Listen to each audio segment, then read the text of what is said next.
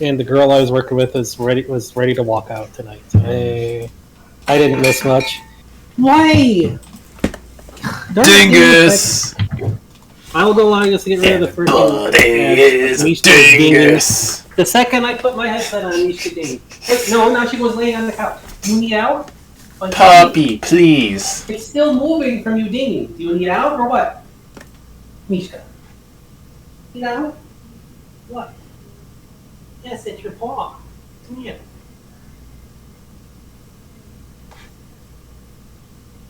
What? You being a baby? Mishka's being a baby for some reason. Mishka.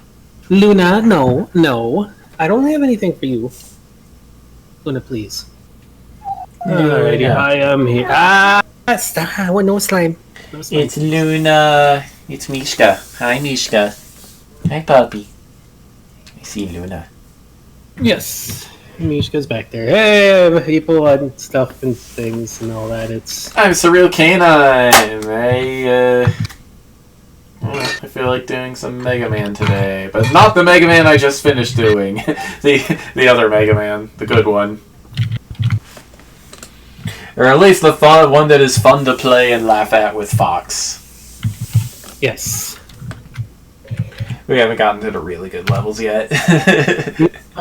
We're in the gift shop, which is the Wish.com version of. This is where you get Megan Man. Megan Man. Why are you? Oh my God! Not Dingus! Why? Why for you ding? You don't actually need out. Why are you dinging? I didn't let you out. Why are you dinging? Huh? You'll get Is to there some wag reason your you're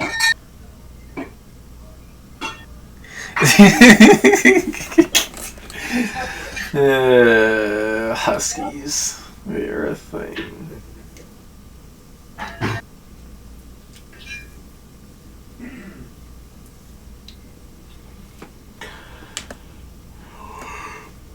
Fine.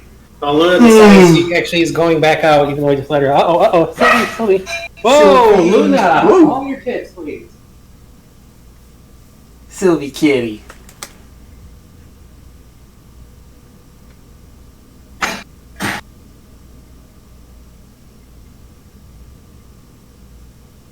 She saw me pick up Sylvie. No! Kitty. Oh my God. Jeez. She is way too protective and doting on those cats right now. Okay, so, hey, we're doing MaGMML again. Yep. Oh boy, we need to. Did you just crawl out that? She just crawled out that cat door. Oh, how did she even fit out there? I was wondering how Lakota did, and she's even worse. Okay, well, let's get into it. I did a little bit of work today. Not like job work, just like DoorDash again, but hey. I've already made $150 in 2 days, so hey, it's not as good as I was making, but it's still decent. Thanks to Pizza Hut firing all their delivery drivers and replacing them only with DoorDash, which is really freaking terrible.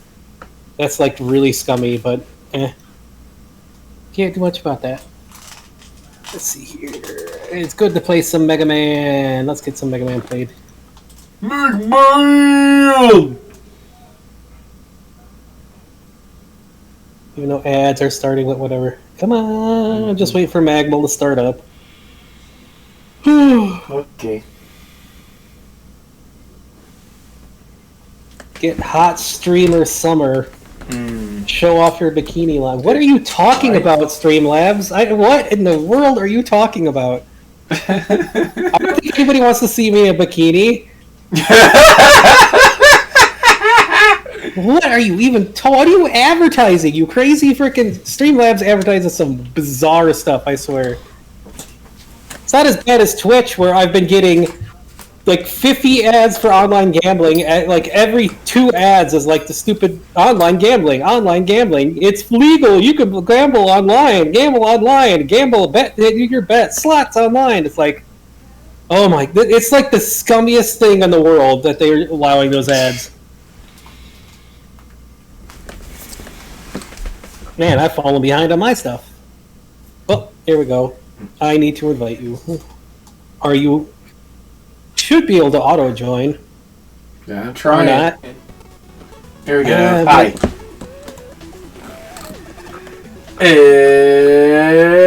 It's stuff.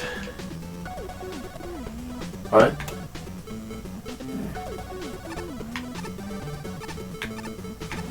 Oh, you can just hold the thing to cycle? Oh. Yep. Alright, so yeah, where the heck were we? Oh yeah, 125 was the last one we did, wasn't it?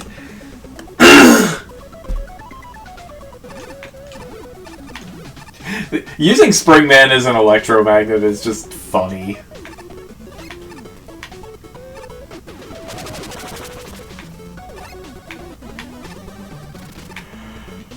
It looks suspicious, but... Can't get through the dice cheese. I guess we did other levels. Alright, looks like 123 is the first one we haven't done. Mediocre oil level, oh boy. Oh no. Well, there's no skip gate. Oh. Unless there's something to the left. Sorry, nothing. Hi, Proto Man! Are you just gonna blow up the floor? What? Sorry, nothing. I guess. What? That looks dangerous. Oil. Hey.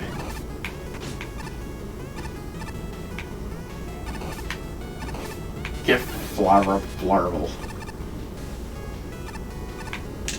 Oh no.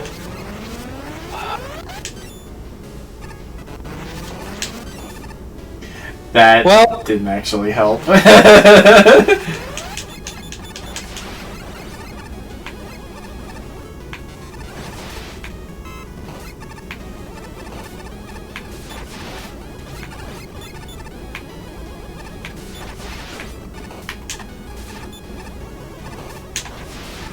Gotcha. Yeah, this is going to be an annoying level.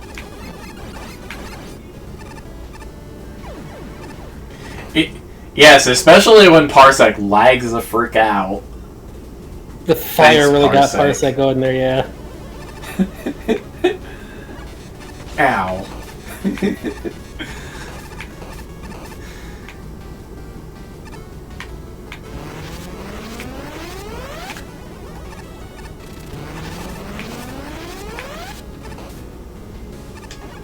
This stage is extremely annoying.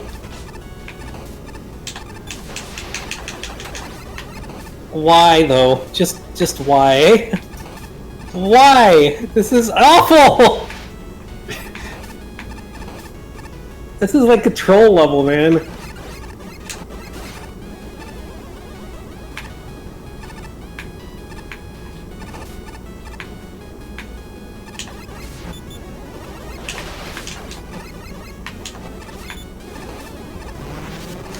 Oh, there's no coins in this level.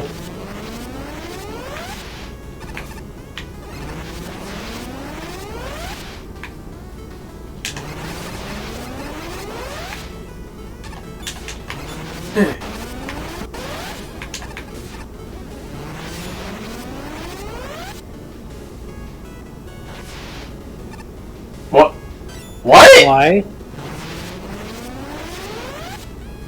Well...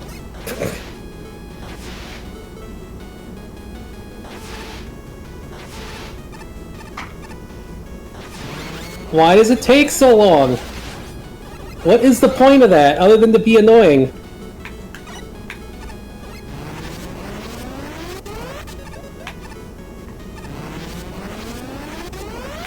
Funny how the magma going into the oil doesn't set it on fire. Okay. Just random forced magnet. Whee! I could use one of those. Oh wait, we were supposed to go down, weren't we? Yes, we were. Quit being a dingus! There's no reason for you to be a dingus. Birds! And a lag death. Well, this is an annoying fight. Wait, did we have a checkpoint ever? No. Oh, jeez. Rusty, I can't see. Rusty, I can't. Alright, I am using an E-tank. Rusty, I can't. Oh! Yeah, lay on your daughter, fine. Use the chaser, it'll kill him quick. Yeah, okay. There goes an ambulance down the street for some reason.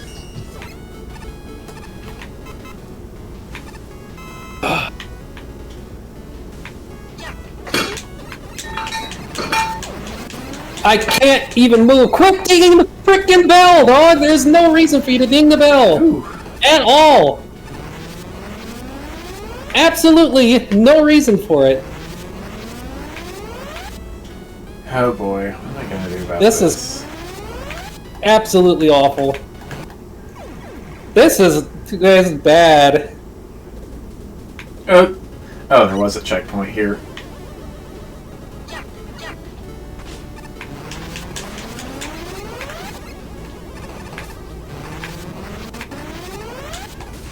Yeah, I think you were onto something with Brake Dash here. Or like Rush Bike. Let's see how Rush Bike handles oil. Pretty well. Until I wreck it by hitting the magma.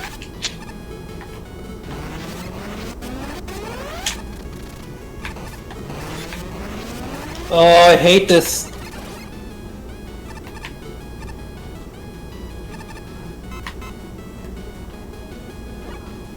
Going down.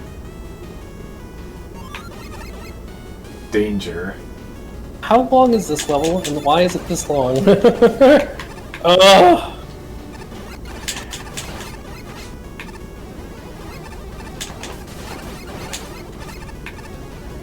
Luna, I'm going to frickin' break that paw if you don't stop. I know you do not actually need out, so cut it out. Whoops. There is no reason for you to be dinging the bell that frickin' much. Third.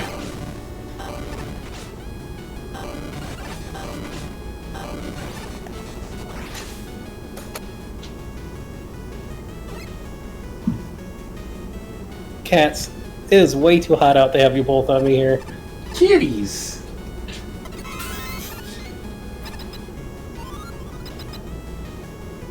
Level making was a mistake on my part, but now I know for sure. I apologize for the self-indulgence here. Thanks to Dr. Novocaine for testing a level early on so it wasn't a complete train wreck. Thanks to C-Sketch for helping me even be able to participate. Thanks to you for suffering through this level. Stay slick. Luna, I swear. Luna puppy. Oh look, it's Oil Man.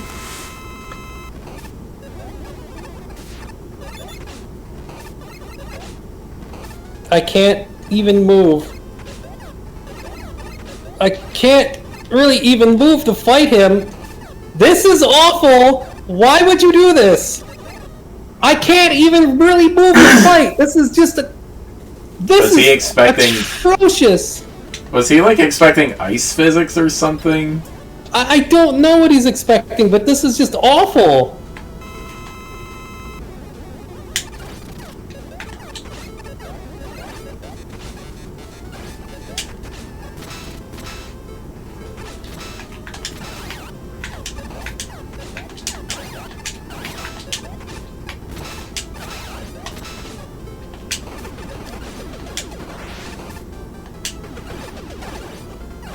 Okay, well, I guess we found his weakness. I can't even get to the stupid element! Ah! I hate it! I hate it so much! This is awful!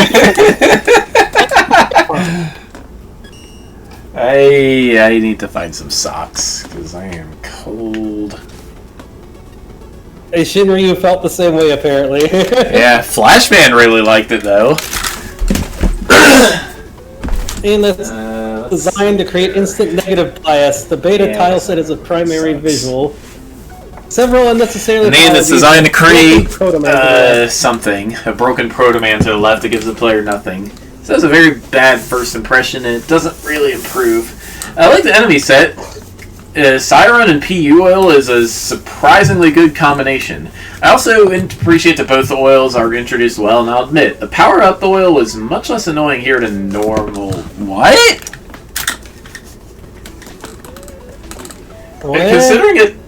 Considering it tends to be combined with instant death magma lasers, that's honestly an achievement.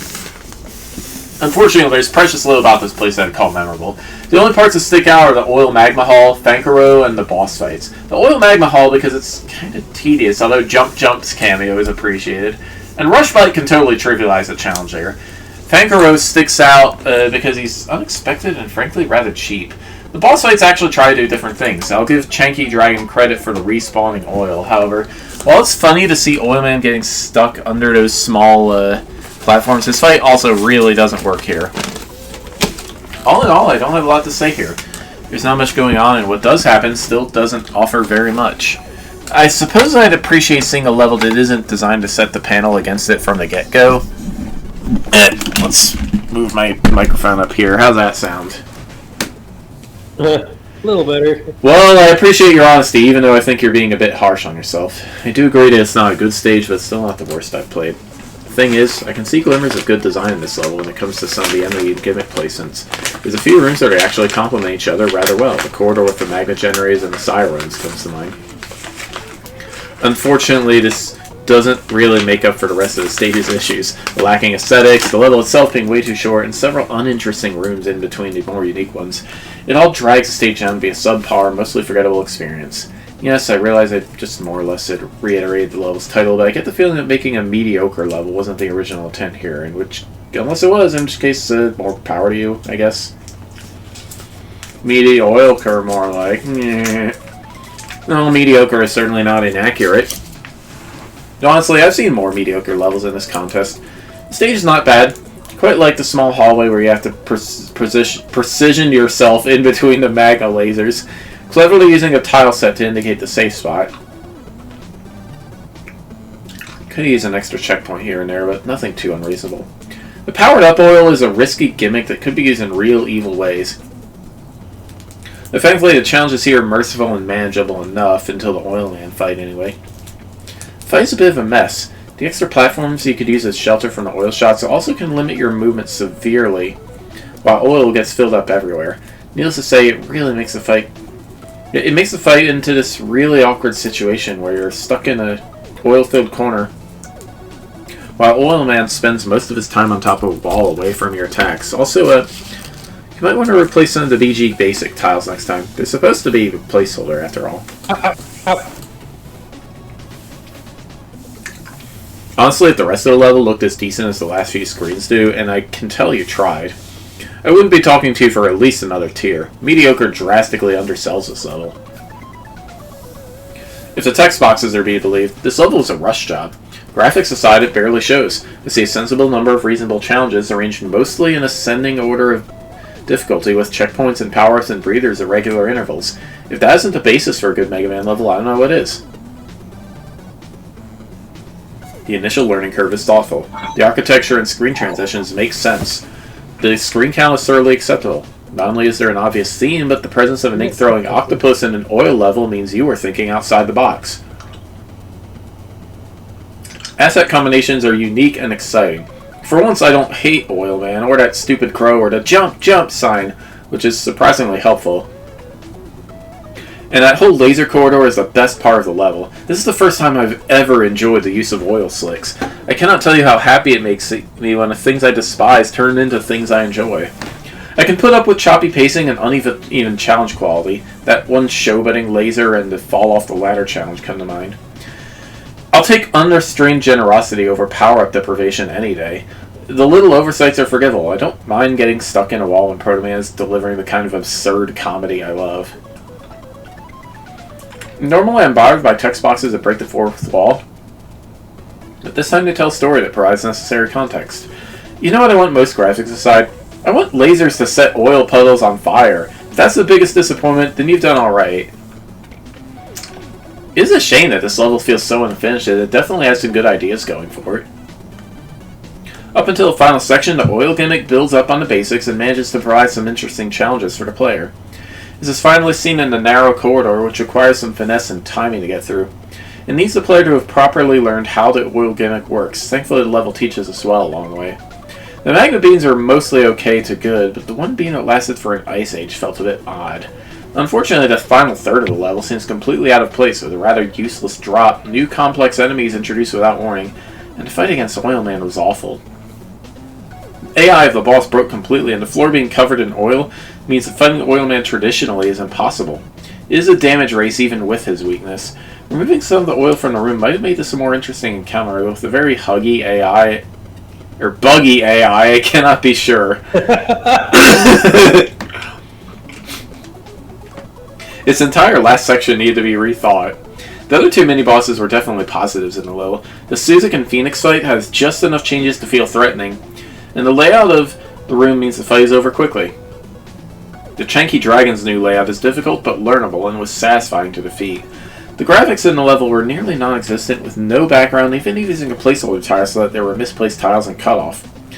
This looked more like an alpha build than something that should have been submitted. There is clearly some design effort and potential in this level, but there need to be a bit more time put into the polish and testing to make it a really good one. I mean, I guess they put the...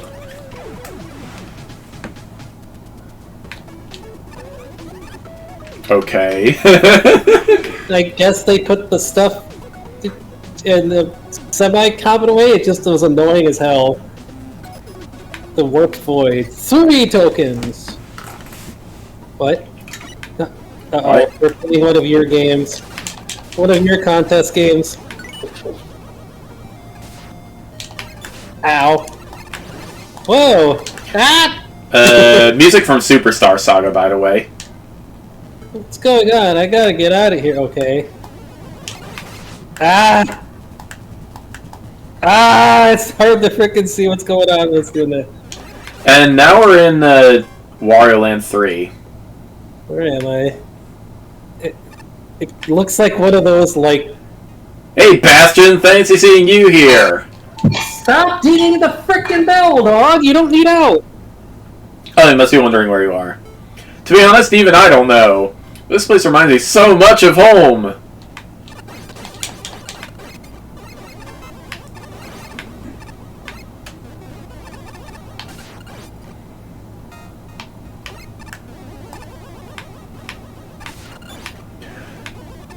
The music might be from Wario Land 2. It's definitely not the Warped Void from 3.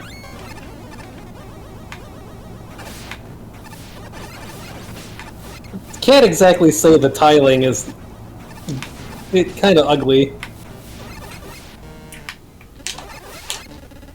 I mean, this is basically how it looked on in Wario Land 2.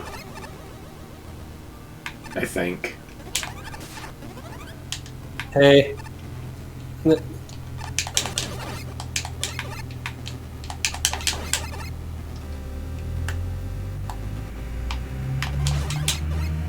Ah! Ah!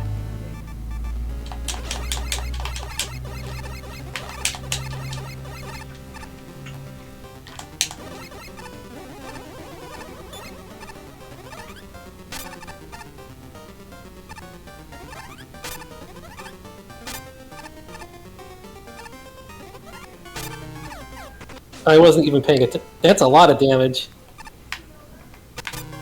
What? Really? Ow! What? Really? What okay.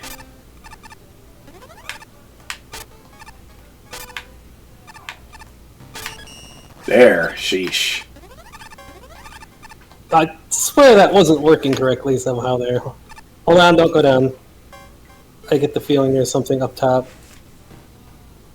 With those bubbles? Yeah, there has to be. Oh no. Well.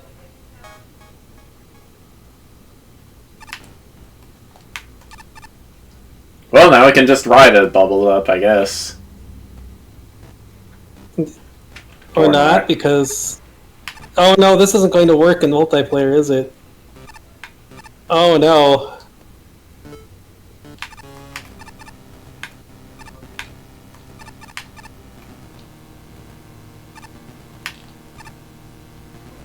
This is definitely not going to work in multiplayer. Alright, These well... levels are not designed for that. I will jump up into the spikes or something. When I get the opportunity.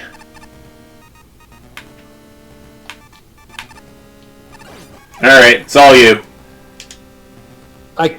Oh, this is going to suck so... This sucks so bad!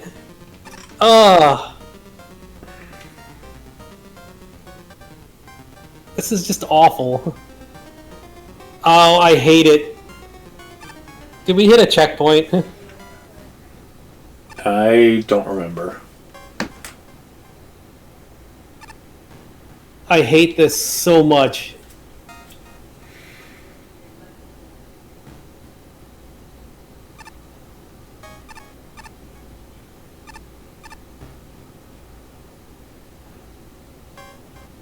I hate this so much. I don't even know if this is going to be possible. This is awful.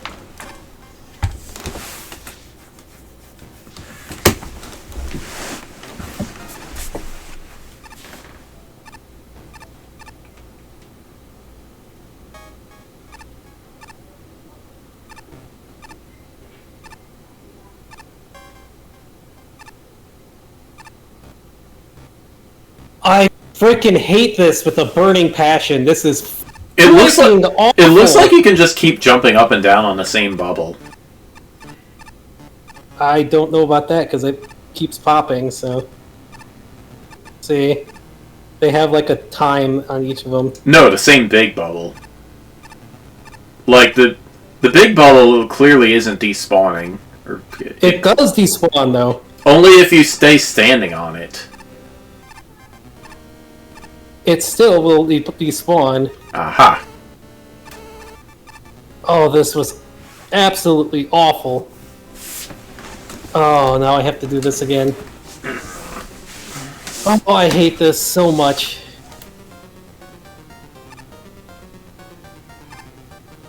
This isn't exactly a fun section.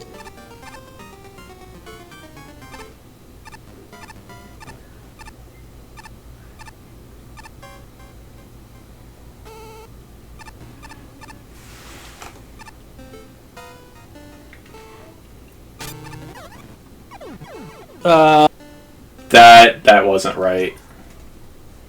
And also, we're here. Okay. Not really okay. This area is god awful.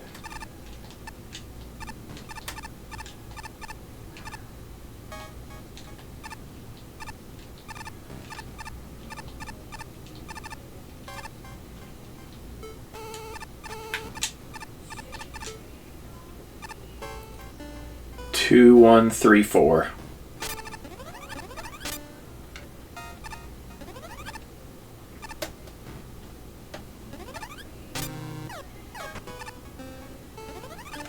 Three, 1, 2, 4. Or 3, 4, 2, 1.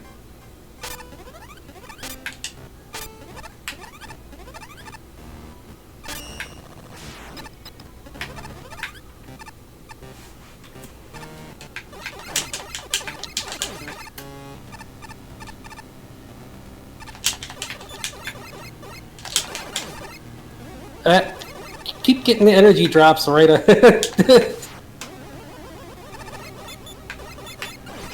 Whoops.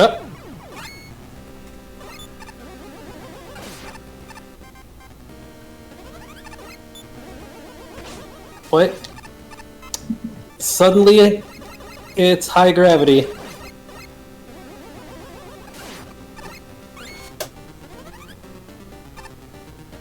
And now it's... Now it's low gravity. And now it's normal gravity? I don't even...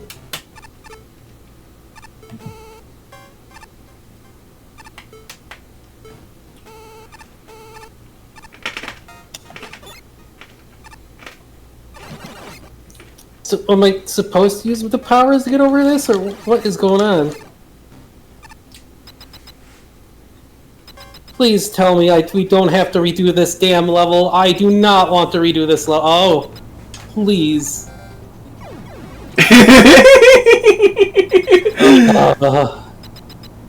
I am not having any fun with this level, jeez.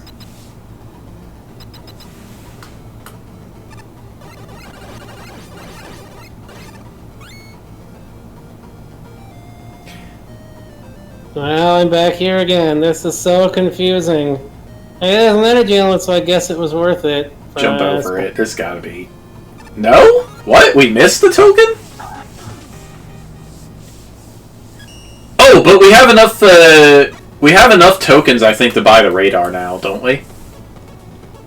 I guess, but now we have to redo this absolutely god-awful shit tier level that I do not want to see again. I hate it. Oh, I hate that level. I do not want to have to redo it. I don't hate it. I hate it. I did not have fun with that level.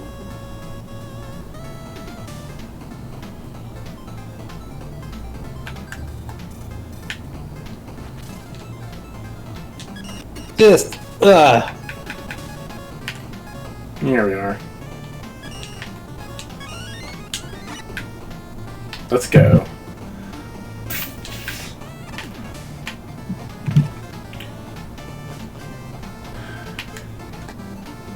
Ugh.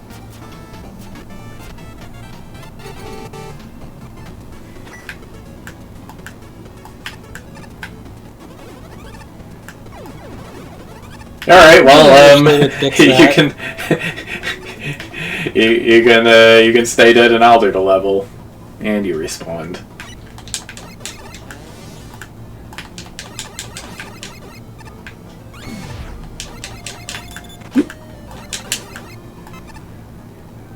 That's not Bastion. They still didn't fix that.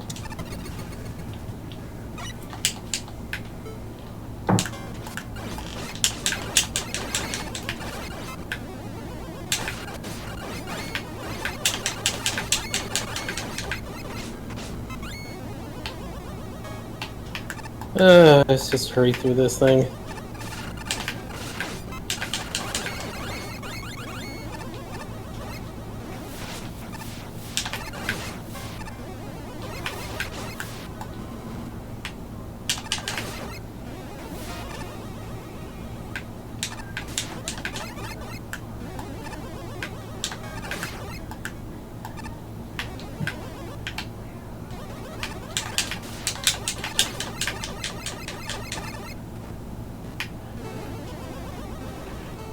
Three 113.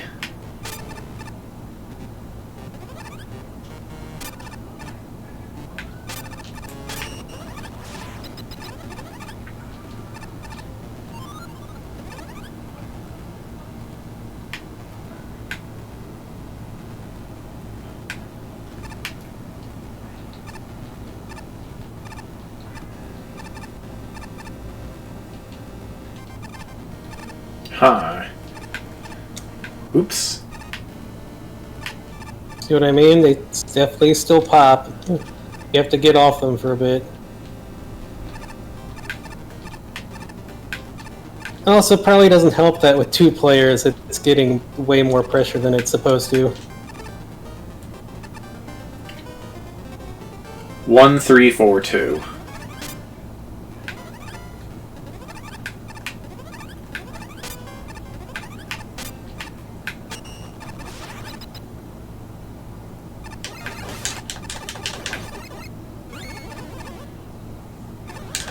Oh, you know what? What if we went left after we returned to Mario World? Or it's a giant pit that was actually not a pit or something, I don't know.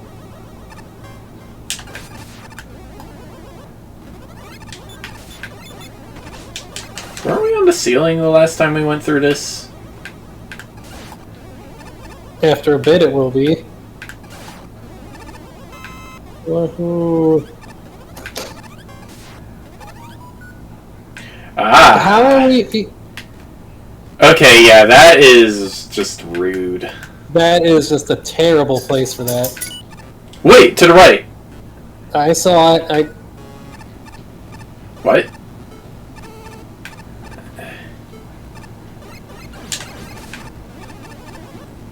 Credits. Shake controller. Sarisa. Other coding help. Fabian. Okay, well, that sure happened. What? What hit? What hit me? I don't know. I think that enemy in there did a ridiculously absurd amount of damage, more than it's supposed to.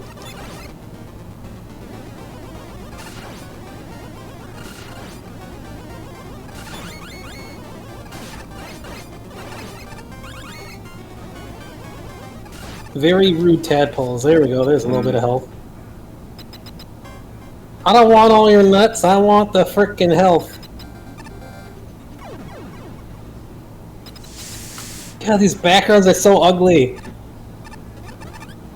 What background? Oh, well, the pink background, yeah.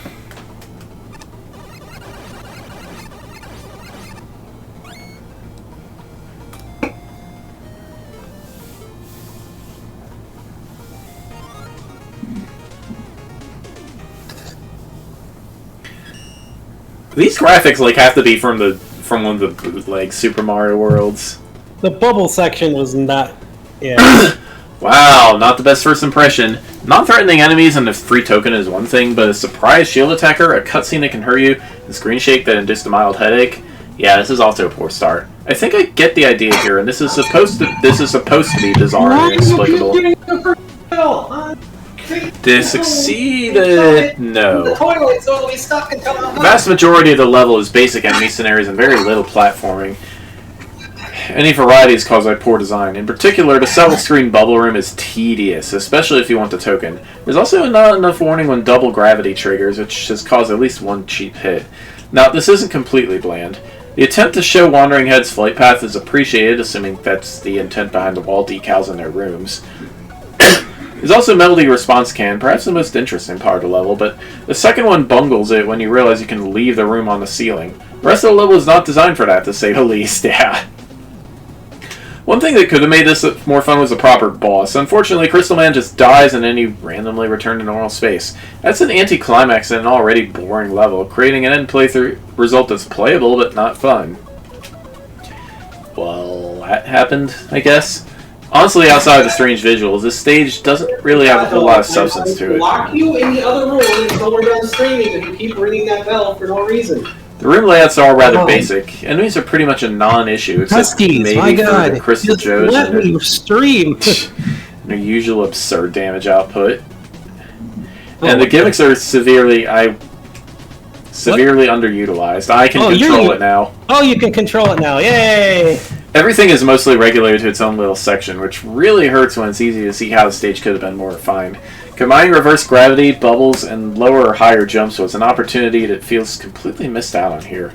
Similarly, fighting Crystal Man while upside down might have been a decent spin on his boss fight, but unfortunately we'll never know when it was or not since it was reduced to a gag.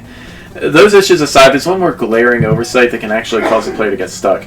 After dealing with the second Melody Response Can, it's very easy to enter the next room while upside down. Doing this puts you in a situation where you can't progress since you need to slide through an opening at the end of the room, which you can't reach while on the ceiling. Besides the above oversight, the overly long bubble riding segment and the Melody Response Cans, the visuals are probably the most memorable thing about the stage. While I usually like abstract aesthetics, I can't help but feel they were somewhat wasted here. If you're going to make a level as visually strange as this one, it wouldn't hurt to capitalize it and make it a more integral part of the level instead of just some odd or fancy window dressing. Twisty Turnies! 72? What? Jeez. Certainly a very bizarre stage. It's kind of charming in a way, though. Some neat ideas, such as the gravity flipper against the Simon Says mini-boss. It's a bit on the short side, though, and the stage doesn't really push its gimmicks more outside of the mini-boss, in a strange non-mazy maze near the end. It's fine as a little sightseeing kind of level just from the odd aesthetics alone. One troubling section would be the one with the bubble riding. It's a bit of a crawl having to wait for the bubbles to raise to reach the right screen again to jump across the tiny bubbles in order to proceed. I was also expecting something to jump scare you in the final room where everything is normal again. Like a Monty Python foot coming down after grabbing the element. That would have been great. I'm of the opinion that a crossover level is only as good as its fidelity to the source material. Aesthetics are a nice start, but if you're going to reference Wario Land 2, go all out. Conveyors, more pass-through platforms, things dropping from the mouths in the background. Lock all weapons except break dash. This level is weird enough for Wario, but not for the right reasons. It's weird because there's no unified tone to the humor and no underlying logic to the design. I can live with the ho-hum Super Mario World end caps. They provide appropriate contrast to make the weird seem weirder, but everything else is a mess of random challenges with a loose aquatic theme. Instead of teaching and then testing, the level plops obstacles in front of the player and proceeds to waste their time. The whole reason I made Oh Joe's was to inspire people to design differently. Well, I'll give you partial credit for the first high-gravity Joe encounter. I love puzzles, but it's hard to love gravity flips that don't consistently correspond with the background graphics. Interminable trial and error bubble rides, a memory game with a switch hidden behind a health bar, and secret paths that look identical to bottomless pits. Oh, that's right. If we wouldn't have had the overlay, we wouldn't have been able to see one of those switches. Only the bubble token is passable. It doesn't help that the checkpoint that will likely get the most uses before the tedious time-consuming segments that should only need to be cleared once. Myriad polish issues bring you a little further. Try riding Rush Jet across the opening section, or leaving the mini-boss chamber with gravity still reversed, or backtracking from the final screen. Notice the couple invisible blocks and the absent tiles beyond the edge of the screen where everything is shaking. The level's playable, sure, but I want more than playable. At least I got an energy element out of it. Some stages are weird for the sake of weird, and yet others don't really go far enough to be all that memorable. This is the case here. We have a fairly low-key stage that hinders itself by a severe lack of conveyance. Oftentimes new gravity switches are indicated in a fairly nondescript manner. I guess this is actually intentional, but it makes for a puzzling first impression when a jump randomly goes from full height to low, and I get smacked in the head by a Crystal Joe. The Wave-Man bubble segment is interesting, but makes a rather baffling first impression, which is fine and all, but the lack of rules makes the associated token all rather irritating. Maybe it is doable conventionally, but trying to repeatedly throw yourself at the damn thing and taking such a long time to reset. Ultimately, I think it's the realization solution seems to be screw it, I'm using a magnet beam. Not a great feeling to invoke. There's also the glitches, nothing game-breaking, but giving an aura of lack of polish. Gemini Man just kind of appears kind of broken, and this buggy collision detection with the same tile being used for different types of collision, or having collision that is invisible. It's hard to know if these are intentional or not, but again, that's not a great feeling to invoke. I did rather like how Melody Response Cannon got used. Many stages use this thing in an absolutely dreadful manner, but the restraint is appreciated. The graphics and atmosphere is a mixed bag for me. The tile set seems intentionally limited, but the occasions of tile cutoff mean that yet again it falls under the R of lacking polish. The music is weird for the sake of weird, but it's probably an acquired taste. It took me multiple playthroughs for it to start to grow on me. Completely end on an anticlimax. The Crystal Man gag doesn't quite have the power of Combust Man from the previous contest, and the stage just really peters out after an ending cutscene. For once, I'm actually rather disappointed by the lack of fake out of the energy element. There are some creative moments here and there, but just never pushes it above average, and the issues, though small, drag it below that. There always seems to be Mario, or in this case Wario Land themed levels in these contests. I guess he chose something less generic, so that's a positive at least. Shame the stage seems to be relying on the weirdness to make it work. Welcome to the Crane game. Pay more to go slower. Want to give it a shot? Subsequent games cost less. How fast should he go?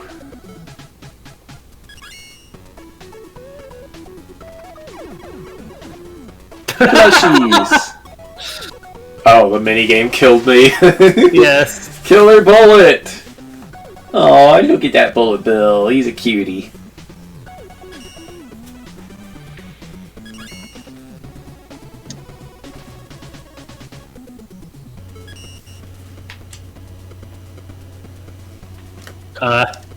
Did you soft lock? We're soft locked, yes. We are soft locked. Well. Okay, don't play the... I think it's because it killed you, because you can't respawn. Probably. Well, there's a glitch to report, I guess. Yes.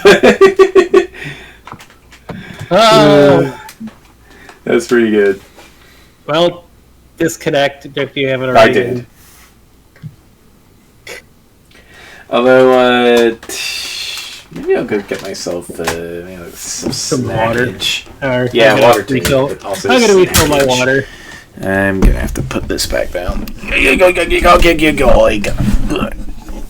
Turn Susie into the crane or the plushie, and that's when we got soft lock. What the heck? Weird soft lock.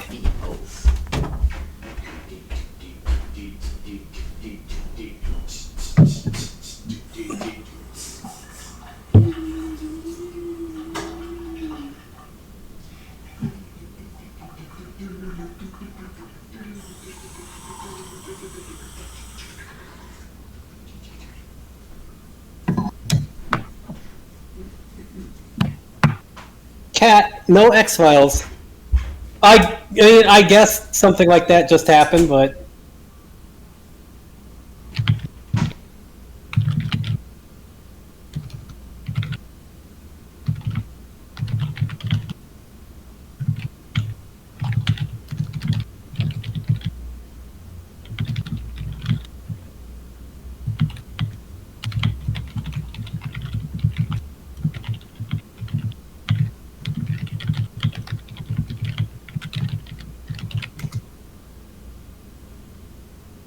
No, let me refill my RC Cola, I guess.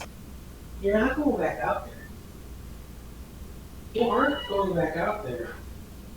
I don't know why you're eating so much. Are you upset because I started working again?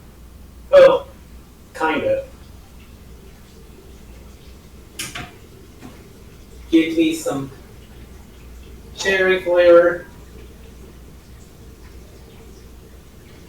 If they're out of cherry RC.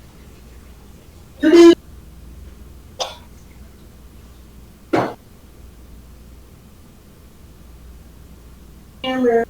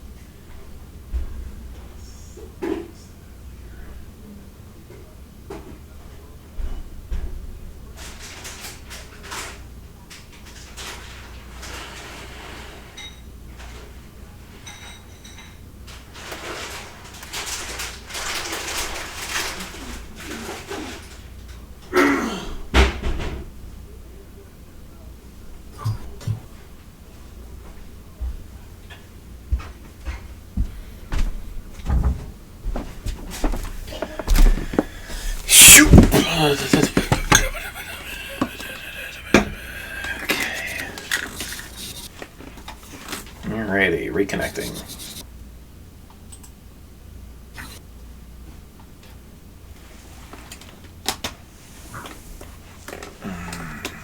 He's not there, is he?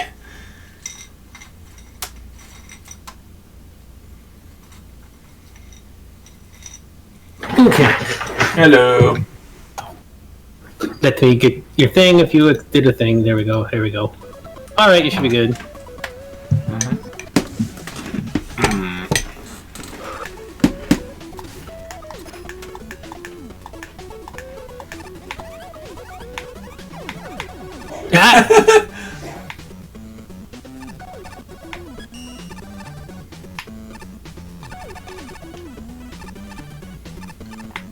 Yeah, 121. Operation Narcissistic Stratosphere. What? Oh, Shinryu didn't like this. Oh, look who sounds it like is, jerk. sounds like a reference to MaGMML3. Honestly, it really does. I was messing around with the gravity flippers here, and I think I got stuck. My sense of direction has been flipped backwards for the past hour, and I don't know how to fix it. If don't help me, I'll figure it out. Maybe if I get into a horrible crash, my settings will reset on reboot. That is a crap load of things. Are we just gonna have to catch all of them as we fall? Oh. It is a reference to Mission Proud Sky! Okay. Oh. Well, this is going to suck for multiplayer! Whoa! Is this what was like in the thing too? No, it was just this straight fall through an empty sky. And the star at the bottom.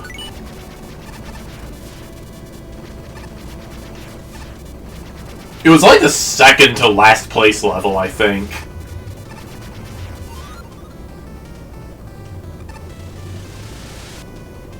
Are we just testing all the different types of blocks? I kind of dig this. It needs a background, but I kind of dig a falling level. I guess, yeah. This is kind of silly. Yeah.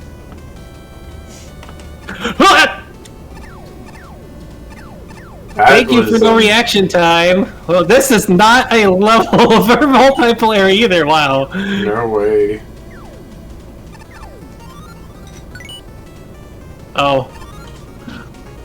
Well, I guess it kind of is. Your winner, did it say that too? No. It was just an empty sky and a star.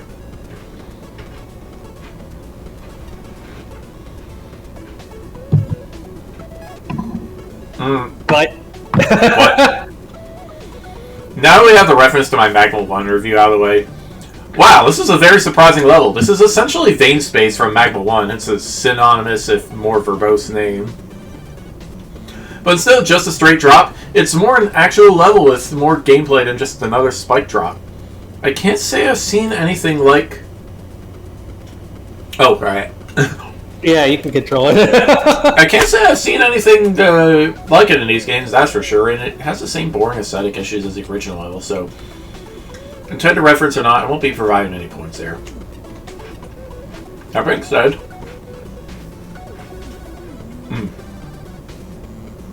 It also felt pretty clever. I like how it turns the act of falling forever into something with actual gameplay. I particularly like how each individual section had different types of gameplay, so it didn't feel terribly stale throughout.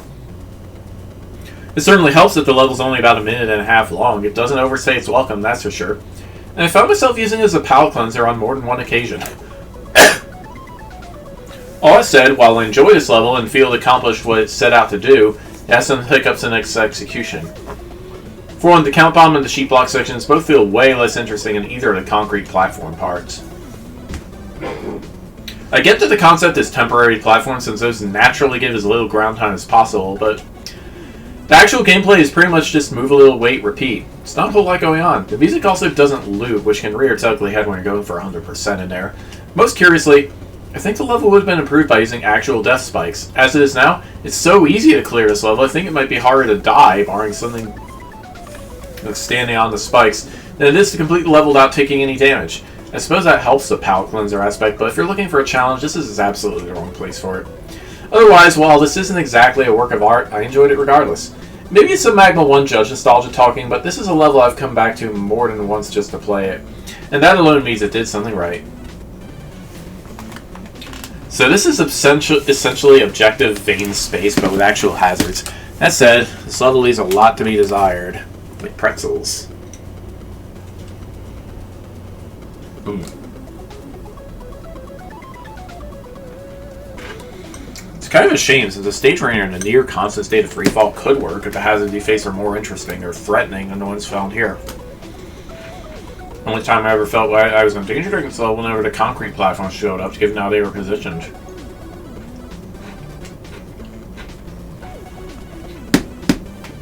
Even then, however, they weren't exactly all that difficult to maneuver around.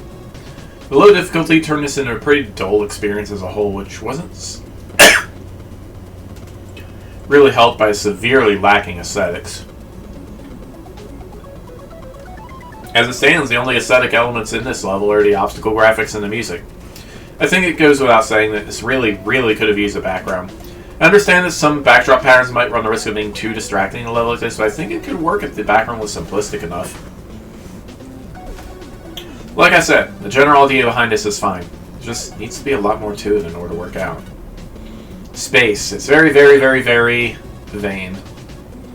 It took me a while to recognize the joke. Even outside the reference, it certainly was a unique concept for a level. Just a vertical shaft of maneuvering across platforms and avoiding spikes and being crushed while grabbing some tokens along the way. So what I'm actually I was from the experience. Kind of an odd difficulty curve as it goes from hard to easy. The up-moving concrete man platforms have a tendency to crush the player against other platforms if not careful. Time bombs require some component of timing with dodging the explosions. Meanwhile,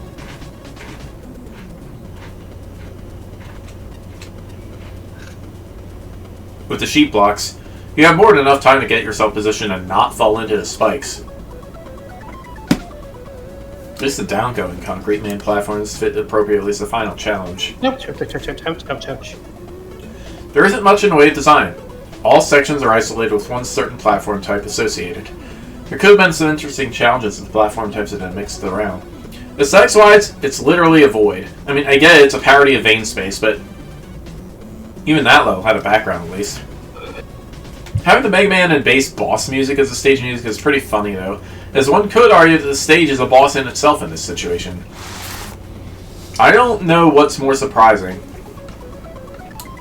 That someone made a spiritual successor to Magma 1's lowest ranked level, Operation Vein Space, or that it placed higher than 54 other levels in this contest. Not that I would classify this as a good level, mind you. The invisible collision objects, music that abruptly stops instead of looping, an abyss of nothingness for the graphics, a layout that never explicitly communicates that down is always the way to go. A purely incidental challenge factor resulting from symmetrically arranged gimmicks and a series of blind falls. No, these things make me frown. At the same time, the level refrains from doing anything that ruins whatever fun there is to be had. New gimmicks are introduced at a steady pace with sufficient time to hastily adapt to them. And each section is generally more difficult than the last. Checkpoints are perfectly spaced. Spikes don't kill you instantly, which minimizes the frustration of being blindsided. The length is thoroughly reasonable. Whether or not this was on purpose, the level manages to tick some of the most important boxes for me in terms of design. Also, there is something marginally satisfying about triggering lots of gimmick platforms at once. Overlooking the beginner trap that kicks off the section, the falling platforms over spikes are legitimately decent. The music, while it lasts, sets an appropriately frantic tone. I'm disappointed though that there's no reward for riding the first platform back up beyond the top of the starting screen. For a level whose purpose is to be pointless emptiness, I won't split hairs about the title because narcissistic stratosphere amuses me. I suppose this is as good as can be expected. Well, this was easy. If you're expecting a comic, no. Honestly, I can respect the hustle trying to make a stage out of a meme. It's almost on the verge of working. I think if this had any challenge or nuance whatsoever, it might even be replayable. Instead, it's forgettable, and I think that's worse than being dreadful. So, did the Magmol one come first, or did the one from... Maggle X came out in 2014, I think. I'm pretty sure Mega Man Maker wasn't finished until 2017, so yeah, Proud Sky was first.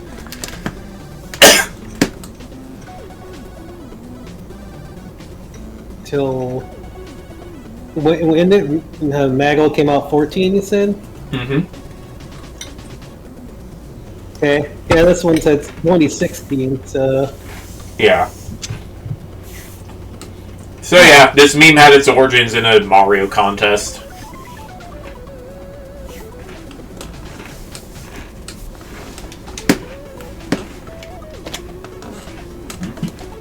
Oh, it was updated in 2014. Let's see.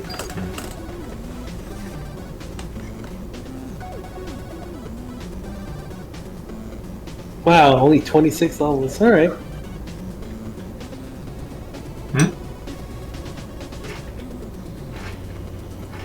Inspired by Maggle. Wait, we're talking the Super Mario World Maggle? Because Well, I haven't actually seen Super Mario World Maggle 1, but I know this was a low rank. I know this was a low tier level in Maggle X.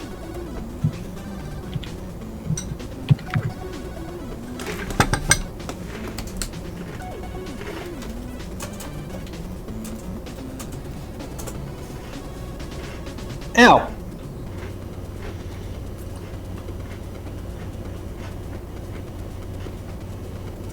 Here it is. Alright, I put it in the videos. Yeah. Mission Proud Sky by Ost, who is very well known for making joke levels. So this, yeah. So these three levels that are all references to each other. Then, well, the first one and the one from Maggle. Now this one. Ow! Can you like groom yourself without biting my nipple? That helps, cat. That doesn't help you at all. That just hurts me. Alrighty. I can't seem to exit out of this. Oh, there we go. It's because the window wasn't focused, probably. It was the fair bit. Well, the bad die, prepare to die. But these are like 4s and 5s. No, that made me sound like some kind of supervillain, doesn't it? That doesn't even come up with this kind of thing. This is a real struggle. Wait, I have it. Don't burn your energy just standing there. Struggle, Mega Man. Oh, Bastion, if you want to duel, you'll have to wait. I'm in the midst of important preparations. No, I'm not Mega Man, so whatever. Red Mountain. Two Sonic. elements.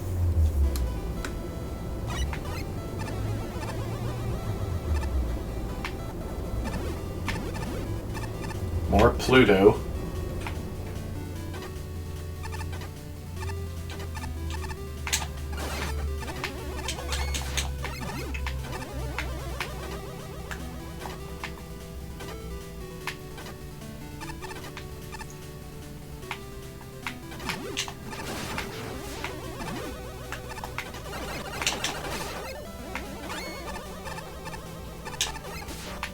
Monkey! Monkey! Monkey was waiting for Susie. Hey, why do you have so much health?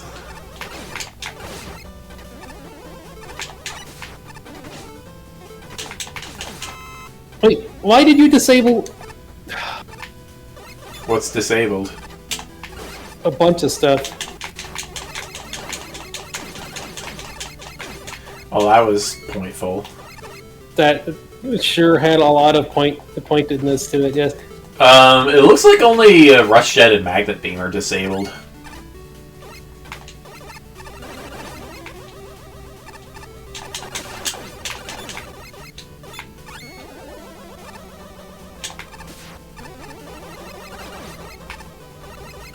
That's of monkeys, I guess. Bye, monkey. Looks like 2 tokens. Oops. Get Robotnik hammers. Apparently Pip is to the right.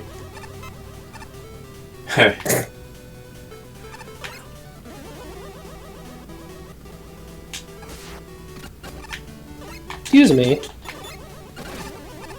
Thank you. No! What? I did not know those could jump.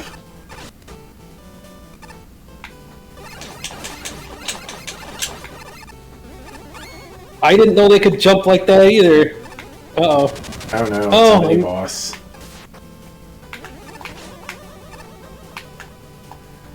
Ow. Ow. Well, There's 2 of them? That's awful. Oh, why?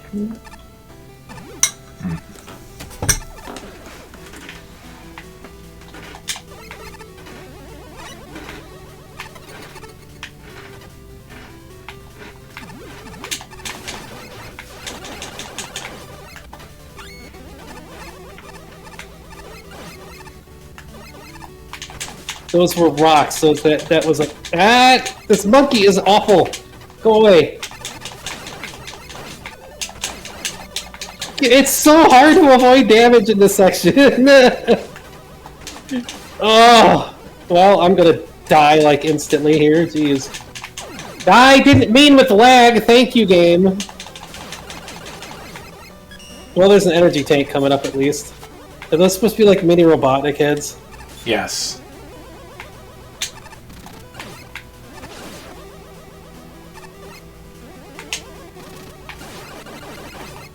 Come on, monkey. Nope. Oh no! Jeez. Ow. Bye, monkey. Oh. Respawning monkey!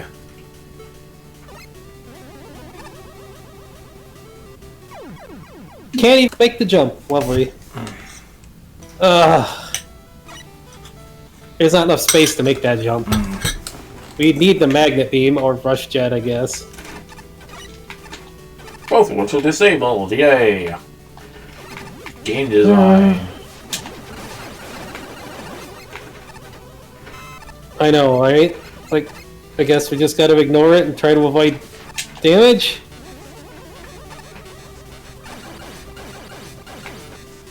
Yes. It's like, I think that should have been a little lower so you could avoid that.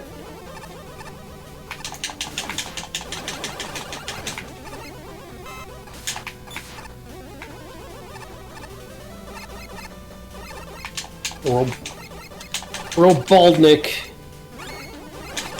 Bald! Bald! Bald! Bald!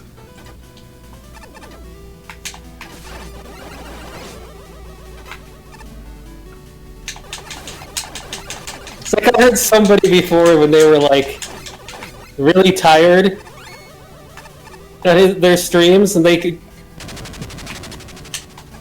They said something that was like unbald. Or baldless. It's like, what do you mean baldless? Like they have too much hair. Like, that's just called having hair. Baldless. Two of these at once is ridiculous, person. Thank you. Oh, well.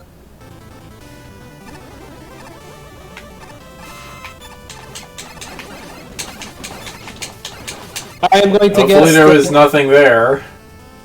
I'm going to guess that's why there are two energy elements. There's two different paths. Oh. Okay. Really?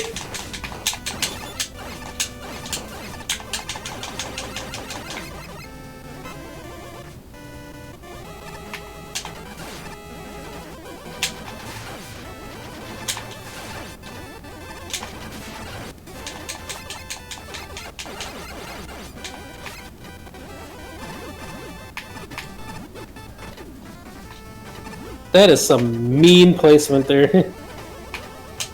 I see a ladder. I can't go down it. I don't know why it's even there. But, Yeah. Okay, it turns out you can't just press back to cancel a break dash. It's waiting for you. Oh, there it goes.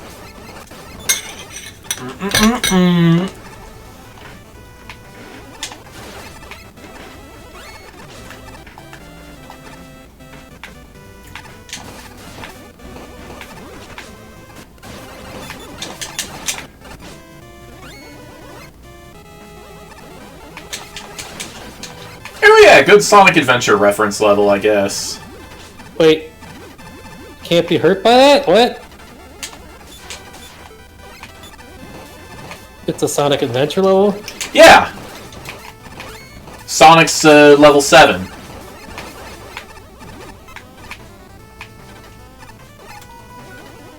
Aha!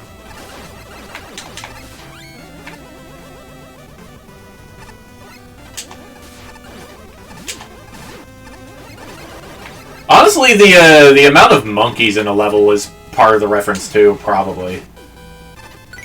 That works, I guess. Uh-huh, that's why this... Oh, here. okay. Look at it, but the... Hey! Well, that's something they didn't check.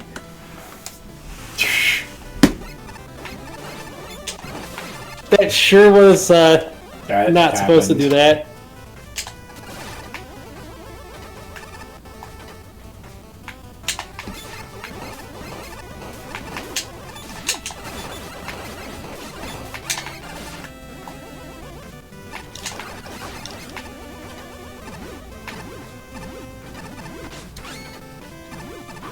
I have no idea how you're supposed to get around that. Ouija! So what's the opposite of Bald Robotnik? Robotnik? I guess, yeah. Man-perm Robotnik. That is actually harder to get into the intended path than it is the secret path. What the heck? Ah! Raining popcorn.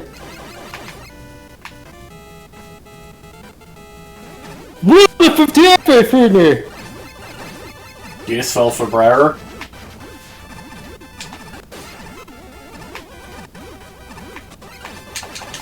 Go away, monkey. Yeah. I'm getting hammered.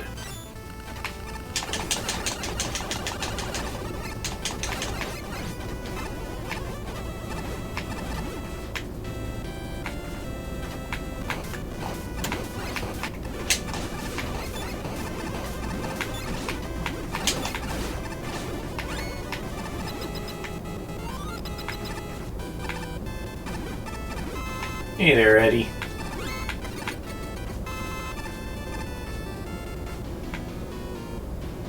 Oh, not this thing. This must be a stand-in for the egg carrier. I guess. I'm staying up here.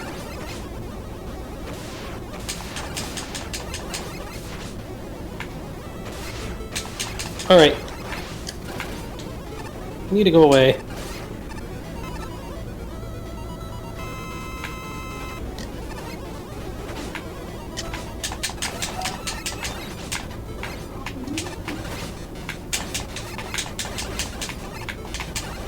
Oops.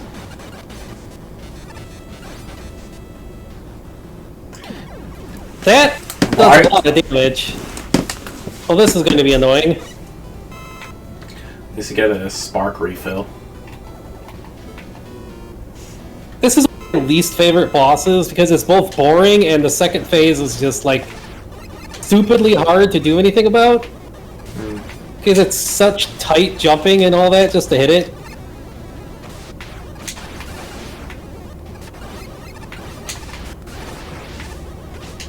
Ah! That's why we have tornado blow.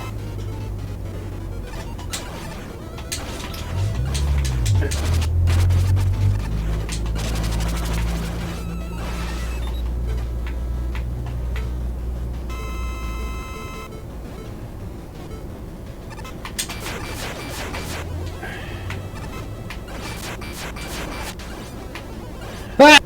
Sweetie, no! It's literally just the lower jaw. Respawn. Ouch.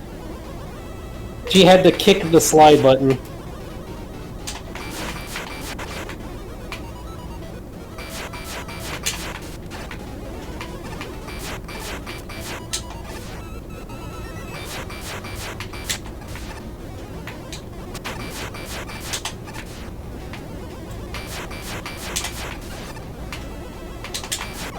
Gotcha!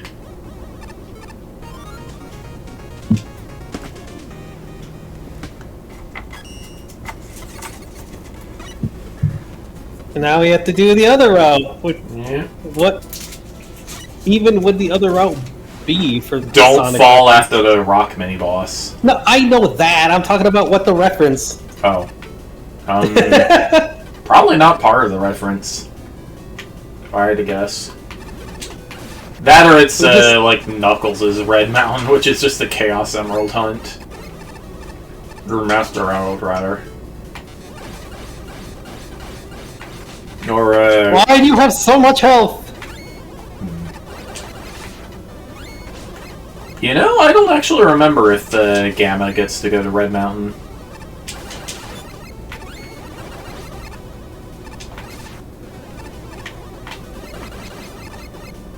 Like, he goes to, oops.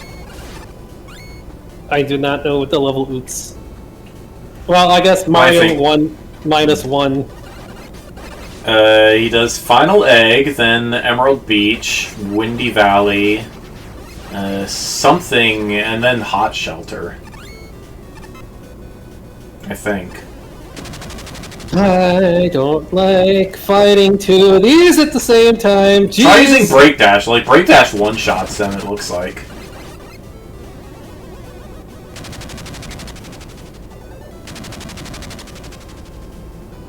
There's a reason why there's usually only one of these at the same... Why do you fight them? There we go. Just more mountain. More mountain. Okay, if right is Pip, what is that? Lee! I guess. Who is Lee?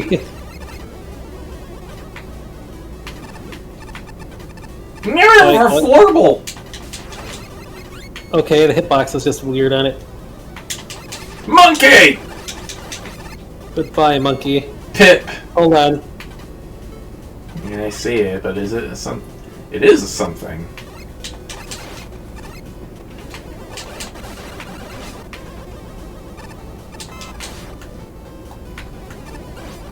Oh, great. Super tight jump.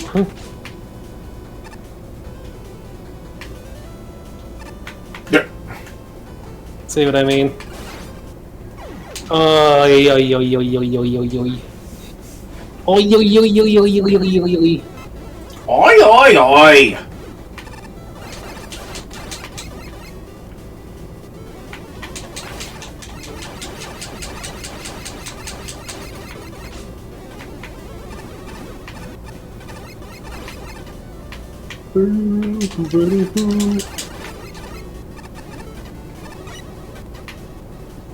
And that looks like the kind of the secret place to go, but I don't know.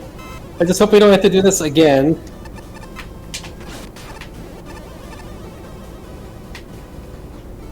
This looks like progress.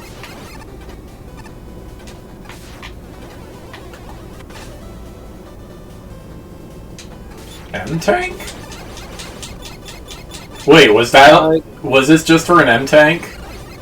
I guess. You know, we got the M-Tank. Yeah. That fall, that jump is, could very easily kill you. Do we have to go down? Apparently not. What the heck? Is it just a dead end? Emphasis on dead. I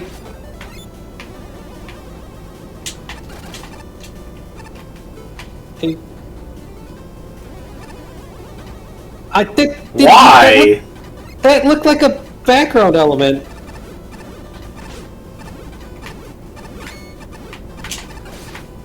What? I hope we don't have to go to the right where the pip sign was to get, like, the thing.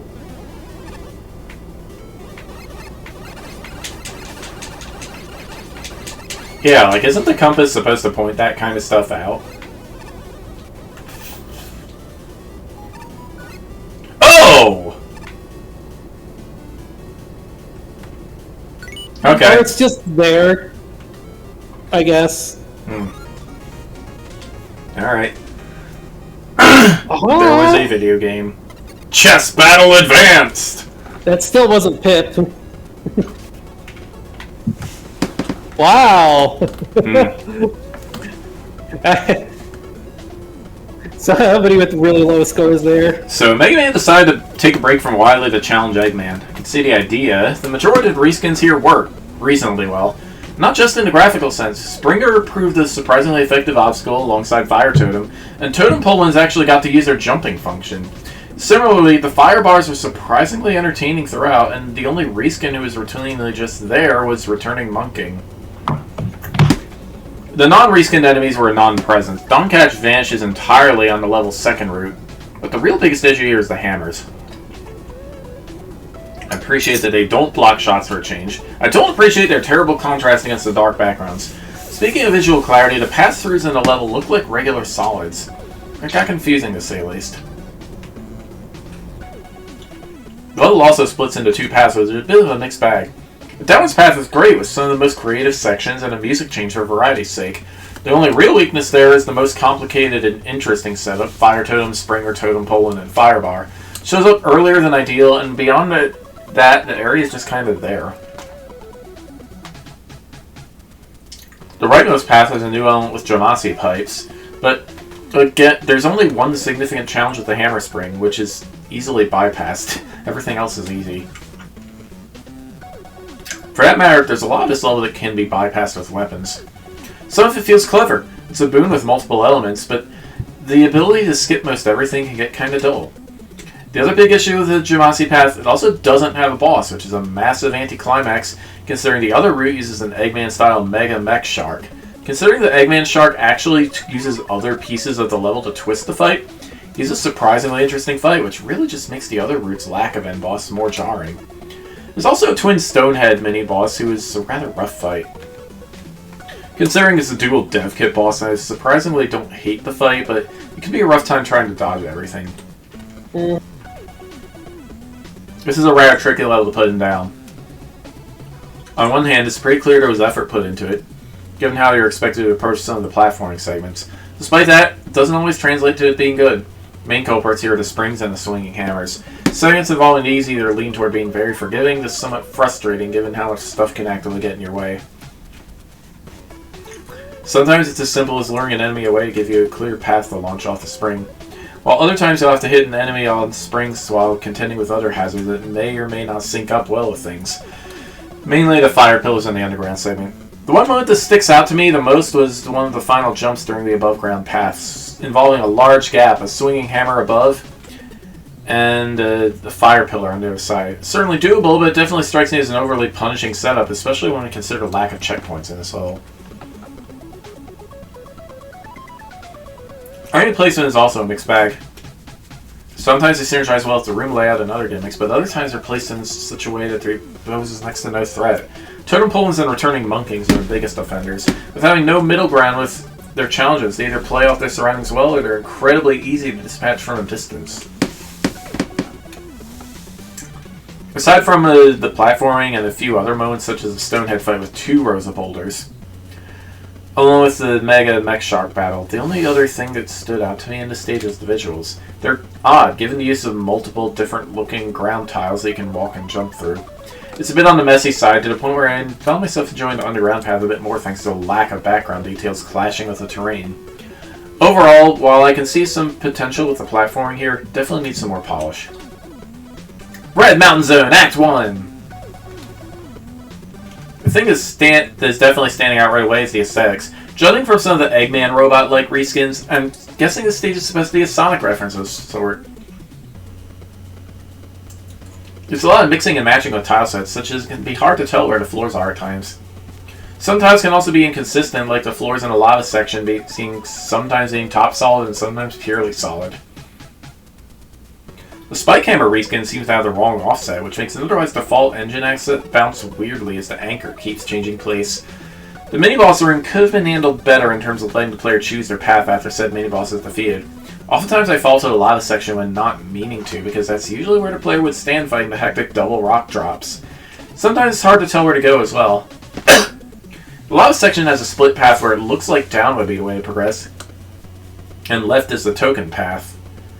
It also makes sense, right? This right or bottom tend to be commonly the way forward, but here it's the opposite. Moreover, in the mountain section, one of the holes on the wall looks like it may be leading to a secret, but it's the actual way to progress. Let's grant the M-Tank doesn't look like you can exit from the left. The sign pointing to the right near the end tank doesn't help clarify either. There was one jump with the spring and the spike hammer that gave me a lot of trouble. It is way too precise for one thing. You don't get a lot of control of the bounce when you're on the swing, which leaves you vulnerable. Timing the bounce to get past the hammer swinging is also made difficult. Worst part is there are bottomless pits around the tiny spring platform, and if you fall here, you get sent pretty far back. Oi. I like the changes done here with the shark ship boss. The springs really help with accelerating the fight since they let you reach the weak spots easier. But the middle section seems to be aiming for the opposite effect, as the spike hammer there is only there to get in the way and be annoying. The other path has no boss, even though there's a checkpoint before the final room. Don't get too hasty to grab the element though, as there's a hidden screen transition nearby that leads to a token.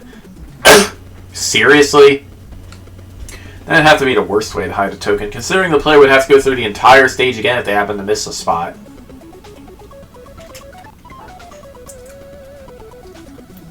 The secret to a good referential level is capturing the feel of the source material.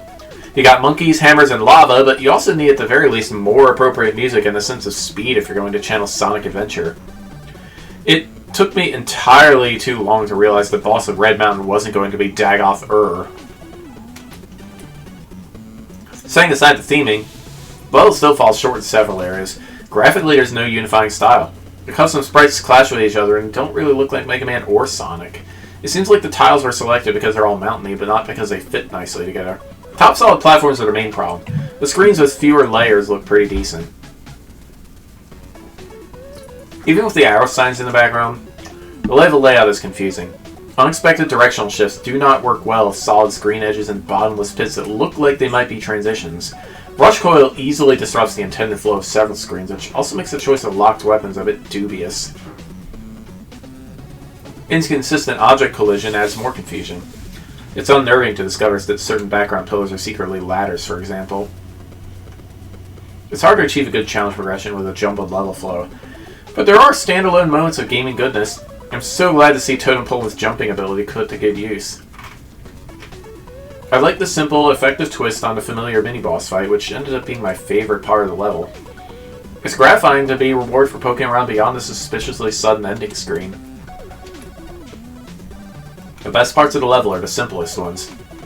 I think a crossover might have been too ambitious when so many of the basics need polish, but I recognize the effort that went into trying it anyhow.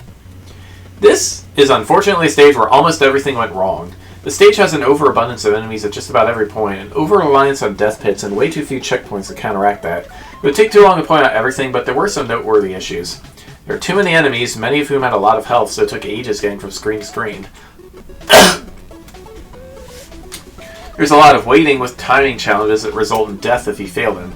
The mini-boss was abysmal.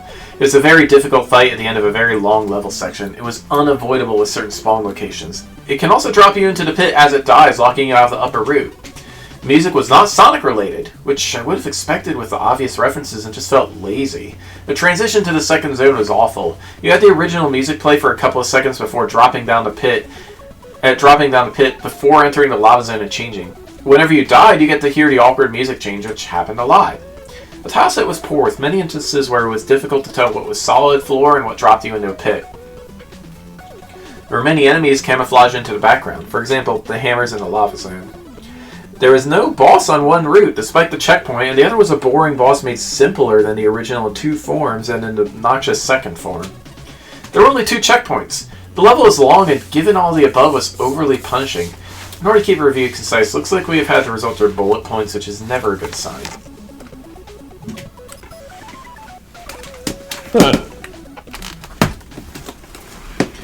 Ooh, I want to buy that toy on the wall. The other dolls are creepy. Too many eyes, too much depth perception. Yeah. Well, this is the rich...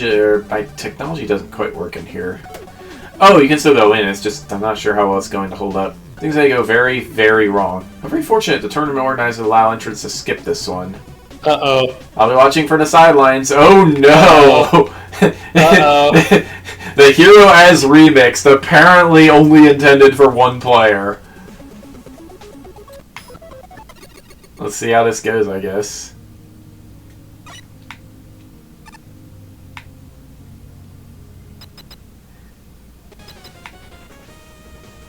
Why is this here? Yeah. X.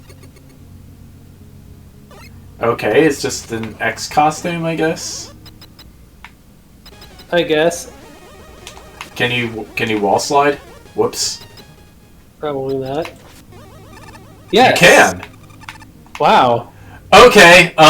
Yeah, I can see why this would break for 2-player. What? Then how did you go backwards? How did that just happen? All right, you're on your own.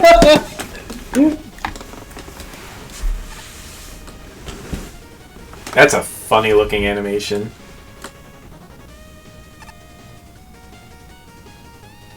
Music is Spark Mandrill's stage, but not the version from Mega Man Extreme. I think this is custom. That's just like, why am I lacking my fur?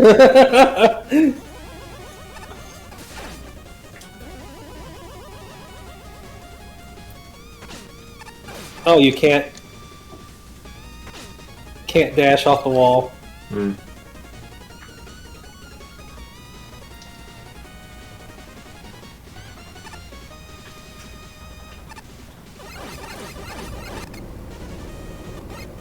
Why do we have all those and I don't have any weapons?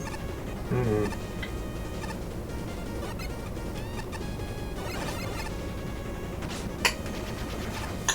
That's a lot of good guy.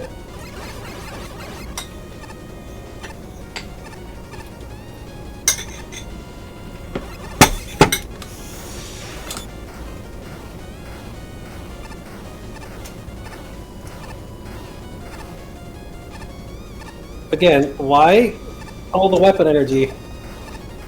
Oh yeah, there's no way you could multiplayer this. You both need to be. You would both need to be X, or like X and 0. Yeah.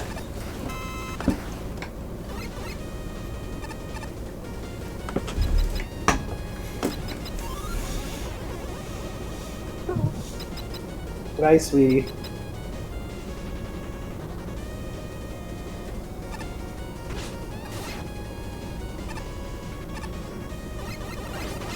Ah, that is so hard to avoid.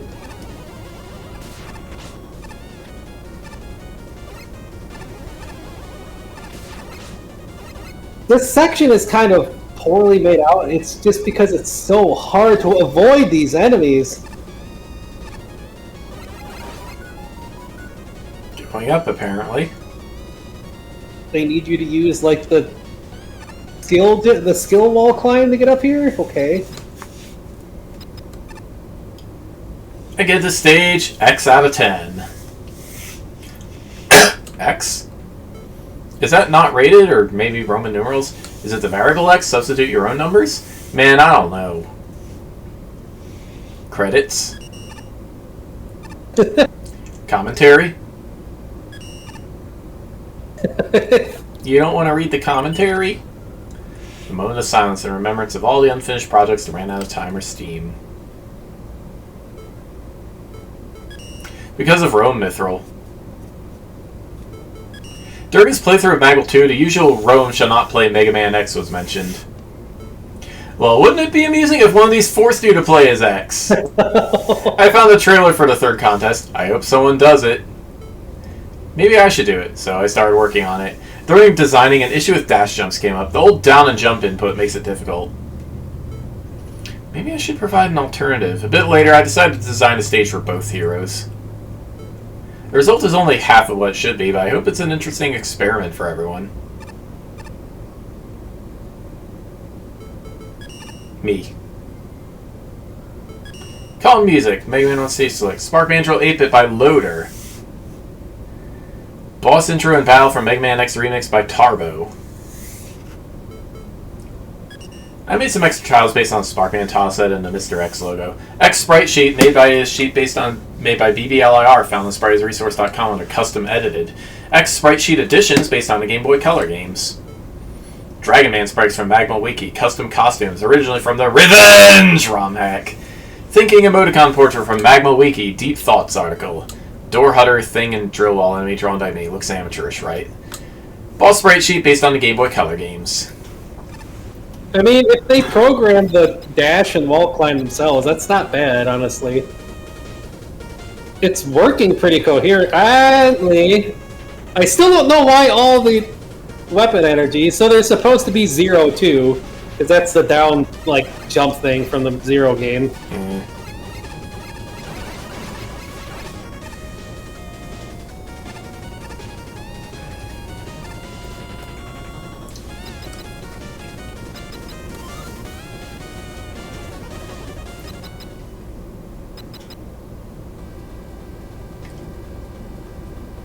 You're just a hologram.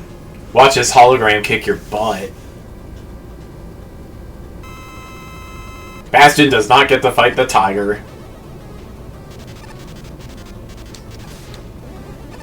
Music from Mega Man X.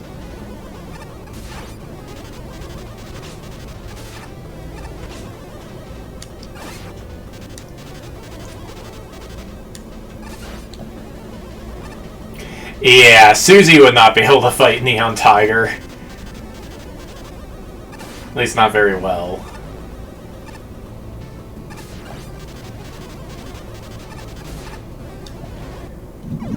The wall jumps are, the wall dashes are still not the greatest, but well, you're going to.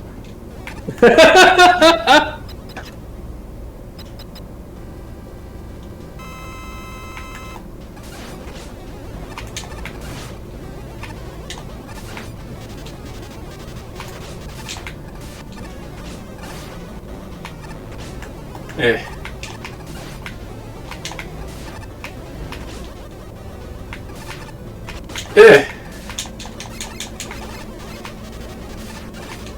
I'm invisible half the time. This is weird.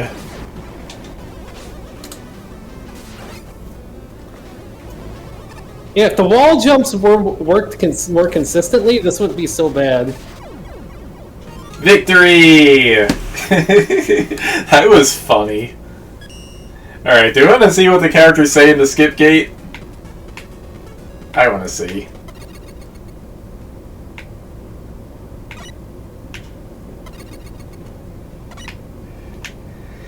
If you have any upgrades that give you a map, they won't work here. Sorry.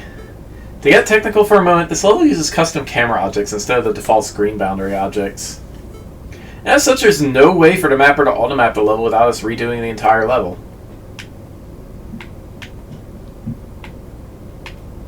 Warning! Throughout development, this level is very prone to crashing. Many issues have been fixed, but we've opted to make the level skippable as it may still be unstable. Give it a shot if you want. If it breaks, remember we got a copy of the element and a token to the left. Oh. So it was just glitchy because the... Oh! And probably for multiplayer, because... Yeah. Best is like, hey... The Hero as Remixed by Lord Remix. Like, Best is like, you could have made Mega Man a tiger too. Yes.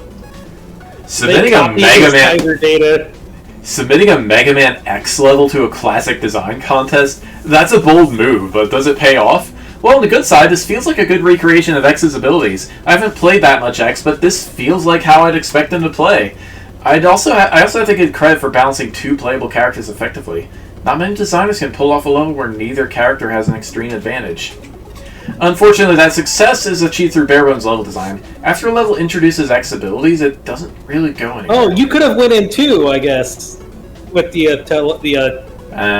maybe. Order. With the amount of dash jump over obstacles the level throws at you, it ends up very repetitive. It tries to break things up to the turbo rotors, but that also gets repetitive fast. The drill machines and the boss are an exception for better or worse. Neon Tiger's a good exception, and it's both fair and easily the most entertaining part of the level. The drill machines are a bit less so. It's not fun to run into an enemy, end up behind the drills, and then I have to kill myself because I'm stuck. Either way, while the level's got some technical marvel, the experience is rather dull. If I wanted to play Mega Man X, I'd load up my copy of X Collection, not judge a Mega Man Classic contest. There's a pretty solid core mechanic here. Unfortunately, that's all this level really has going for it. The main draw of being able to play as X is pretty neat, and he actually controls fairly well. His dash jumping feels a bit off, but other than that, it's a relatively good conversion of his control style into the classic format. With that in mind, It really hurts that the actual level structure doesn't amount to much. The enemy placement and layouts are all pretty basic, and in some cases are repeated multiple times. The Garyobi and Turbo Rotor sections are prime examples of this. Feels like a... more like a small showcase of the differences between X and Mega Man's playstyles rather than a full-fledged level. Honestly, it would have been better if you were forced to swap between the two throughout the level. Since X can't use weapons, the Switch would have offered some unique challenges to make things a whole lot more interesting. I will say though, the Neon Tiger fight at the end is actually pretty fun. It's a lot better than his fight in X3, that's for sure. The only thing I don't like about him is the attack where he teleports beneath you, since the sound cue... for it is pretty quiet and gets easily drowned out by the music. Other than that, it's a relatively solid fight. Let's just switch the rest of the stages up to par with it.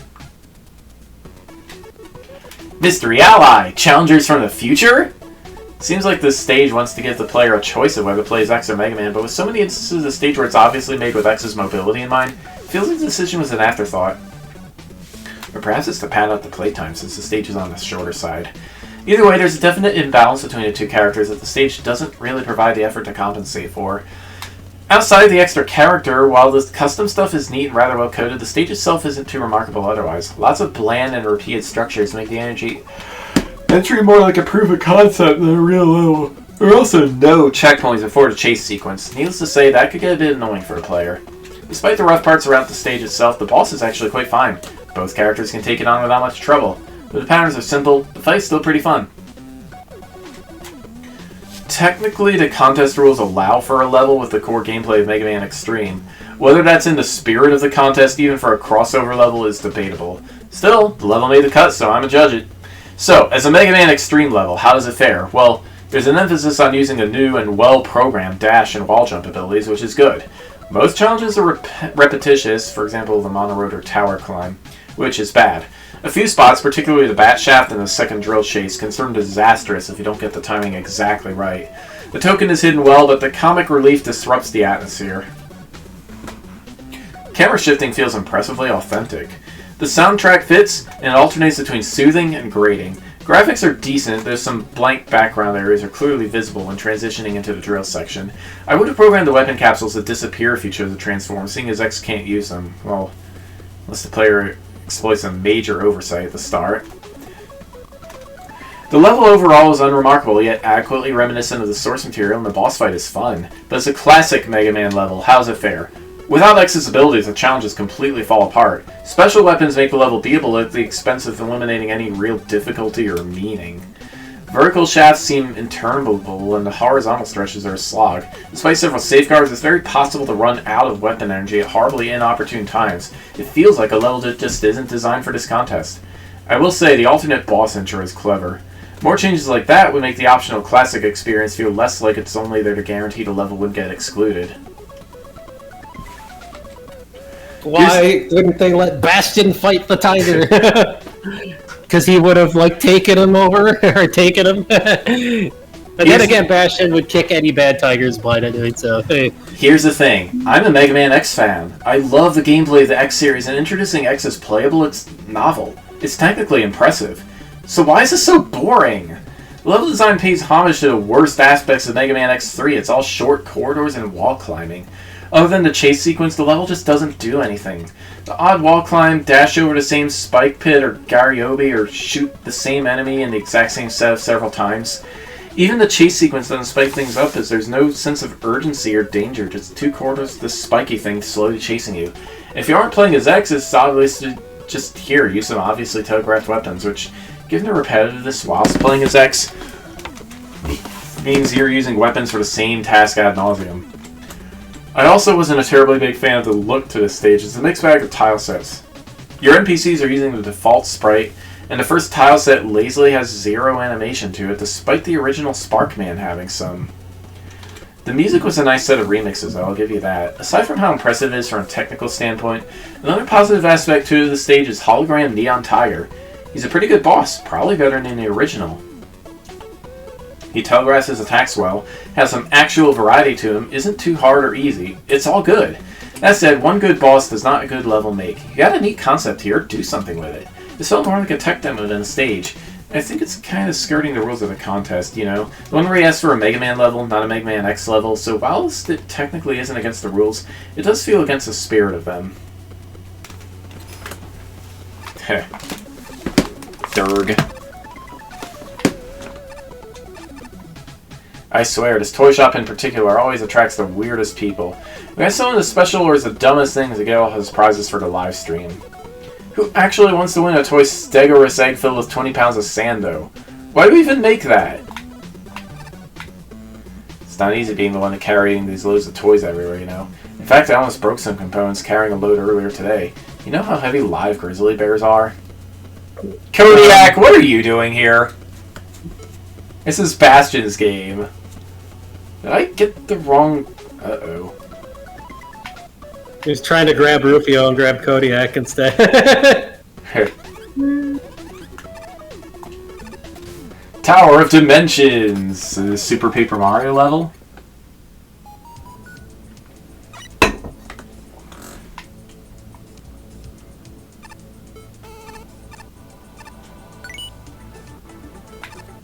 Chrono Trigger music? No, Pokemon Explorers of Sky. This is the Temporal Tower theme. I only heard the first, like, the Chrono Trigger at first. Yeah. Welcome to my level. The ladder may need to lead to a skip teleporter if needed, because this level is extremely long. Music credits, Temporal Tower and Temporal Spire from Pokemon Mystery Dungeon Explorers of Time, Darkness, and Sky. Oh boy, it's a long level, huh? Waji Ouija! I'm stuck. That's a lot of tokens.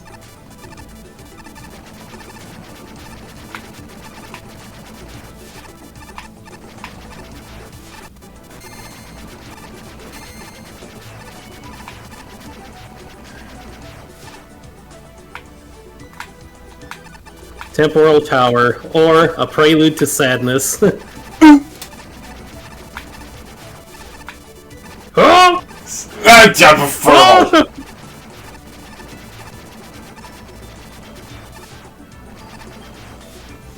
Count Bomb-centric level is nice.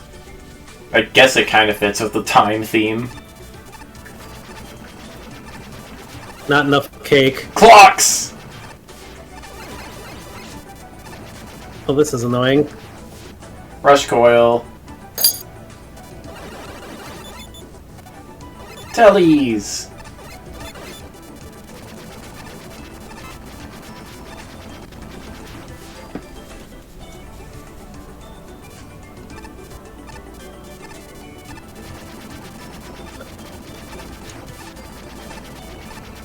Definitely a level very hard to co-op. Yes. I mean, we were coordinated pretty well until I started lagging out. Mini-boss? No, checkpoint. Now a mini-boss. It's a... What? It's a Sonic Jackal, I guess. Kind of looks like a Sonic Jackal. At least the count bombs respawn. Infinity or whatever his dumb name was. Yeah, Infinite. It was Infinite.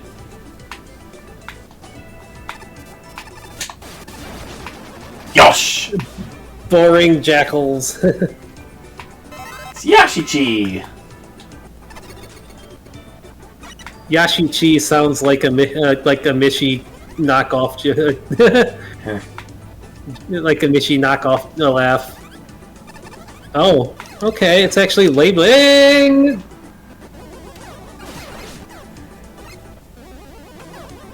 The music sure... that was a bad loop.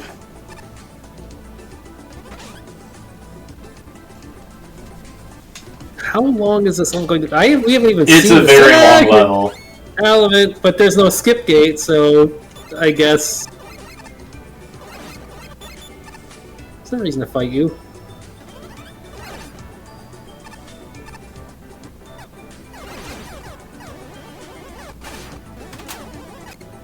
It's Sniper Joe. I gotta figure out what I'm gonna do for my next Let's Play if I get tired of the Dave the Diver. Like I haven't done anything Zelda Classic in quite a while. Well, hope you shouldn't get tired of it. You're getting closer to like story and stuff, and it gets like kind of crazy with some things. But I mean, there's more chill stuff you can unlock with the sushi shop and all that, but it's still like you don't got a horrible long time. Some days I just don't feel fishy. You know? Yeah.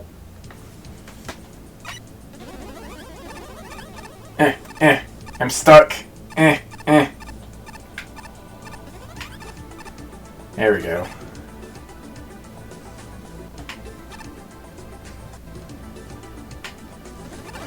Dang it. Get out of the ground. Ooh.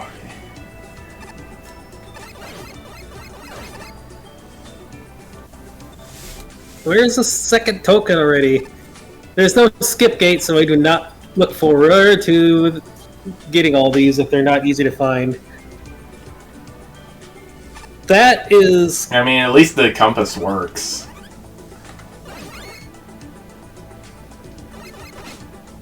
Oh no! That is an absolutely terrible enemy to put in that section. That is a super dickish enemy to put in that section.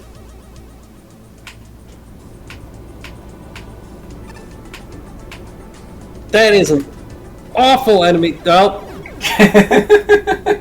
awful enemy for that section. You need frame perfect timing to get through that section with those eggs. Because you only got like 3 frames to shoot that egg, maybe.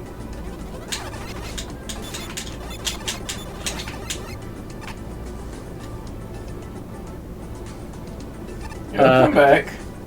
Probably.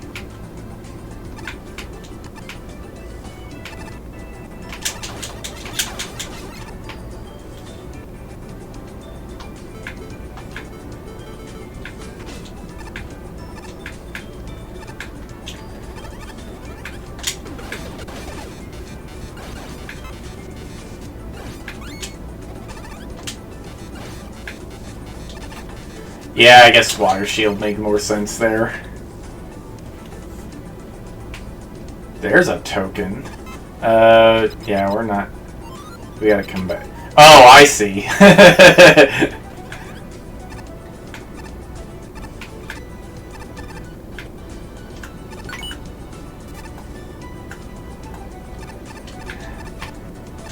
That's fun.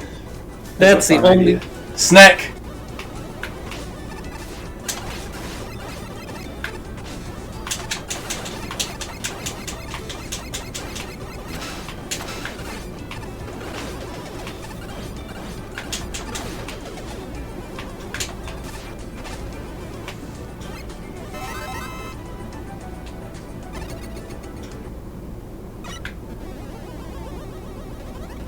Oh, that's probably the halfway mark, right?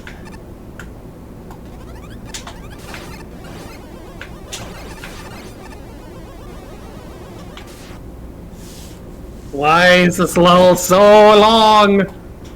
Oh, I could use some of those. Oh well. Flarvel.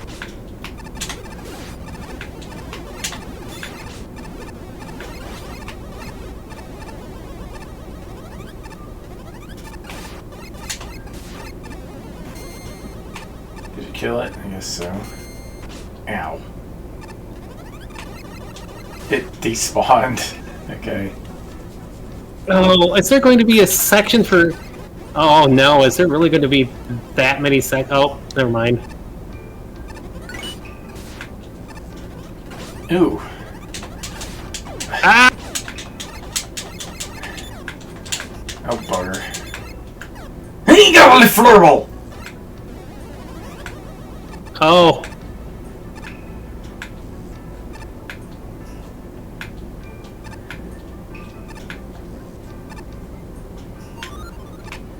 Okay, checkpoint.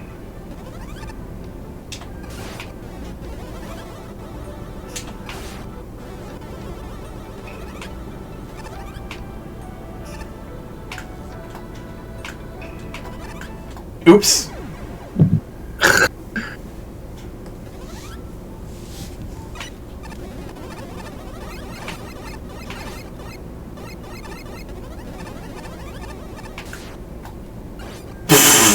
Okay, yeah, that doesn't actually work.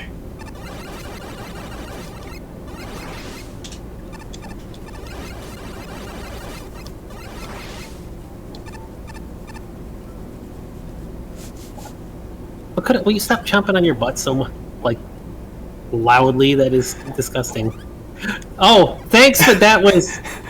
It really needs to differentiate. The floor is a little more obvious sometimes.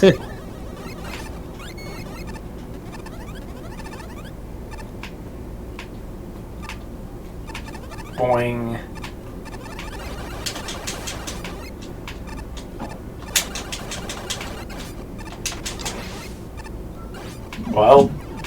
Well, that's freaking terrible.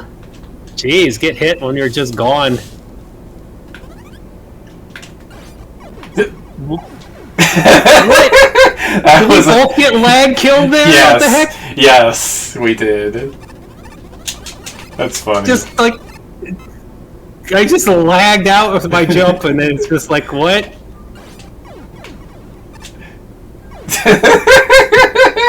Well, sliding worked before, I guess not that time.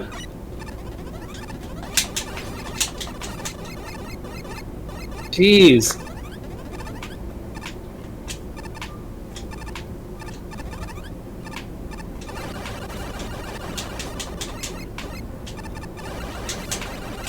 These clocks are real time wasters here.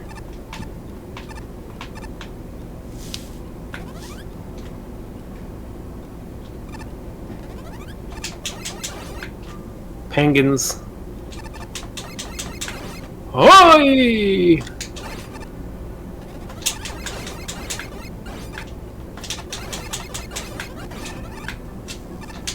And it's a real problem because if you get Okay. down, you can't get back up. Like what mini boss are we fighting this time? It's slightly off-screen ring dinger. I know that's not his actual name, but wahoo!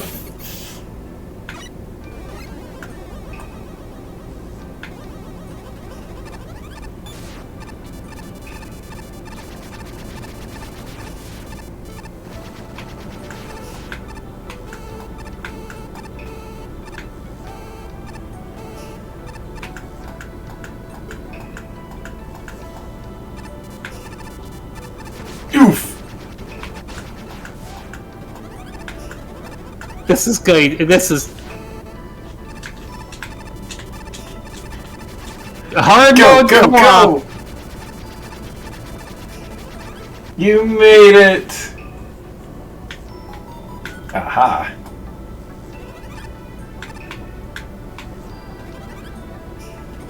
Meme!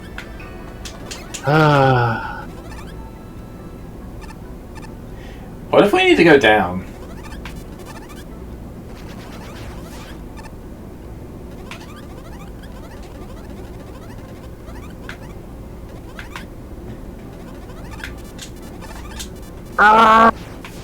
I hope I win! Got bad news for you.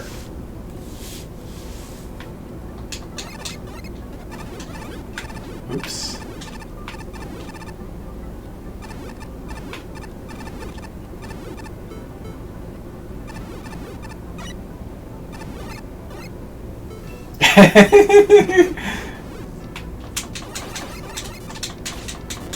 Ew. Well, this is not going to work very well co-op. Wow.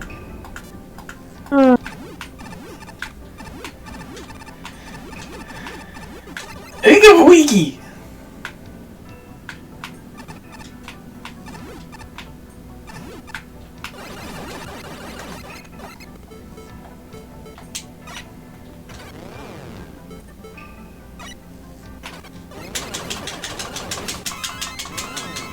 Go, go, go, go! Oh, I guess we could have just... Ah! What? High gravity just shoved me off the ladder, and now high gravity is gone. Oh! Whoa! Whoa! Jeez.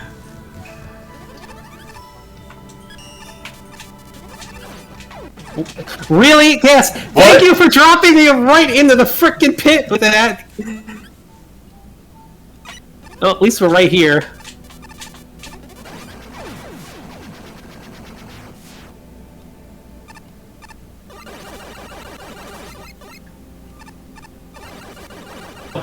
No, despawn, despawn, despawn. Thank you. You have way too much.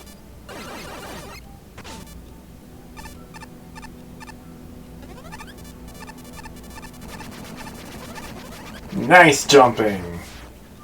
This level is like excessive. Oh no! Burbs. Burbs with eggs!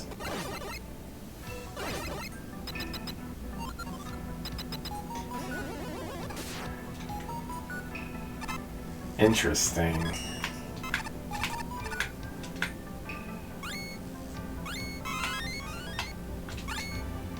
Once upon a time, a noob attempted to code a boss. He was so dumb that everyone died. The end. Patrick, that didn't help at all!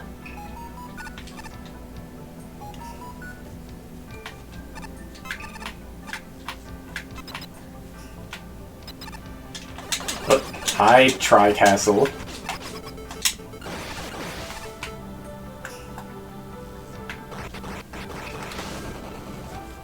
Bye, Tri-Castle. This is the last token in the level. Did you get the one on the second floor?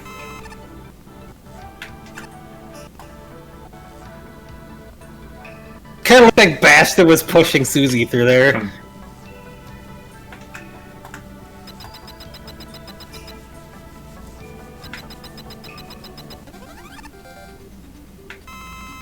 Bye.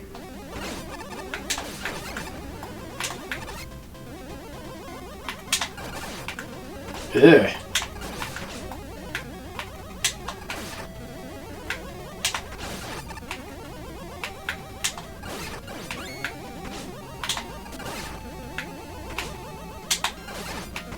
These respawning enemies are kind of more of a pain than making the fight more interesting.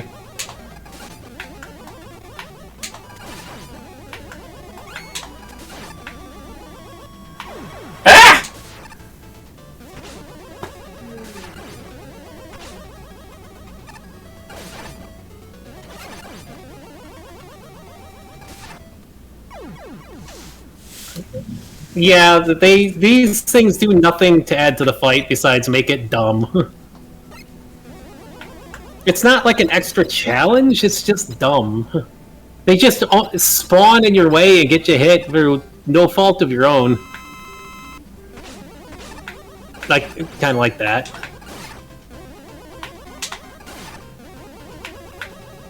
And there doesn't seem to be like a consistency to like when they respawn. Ooh.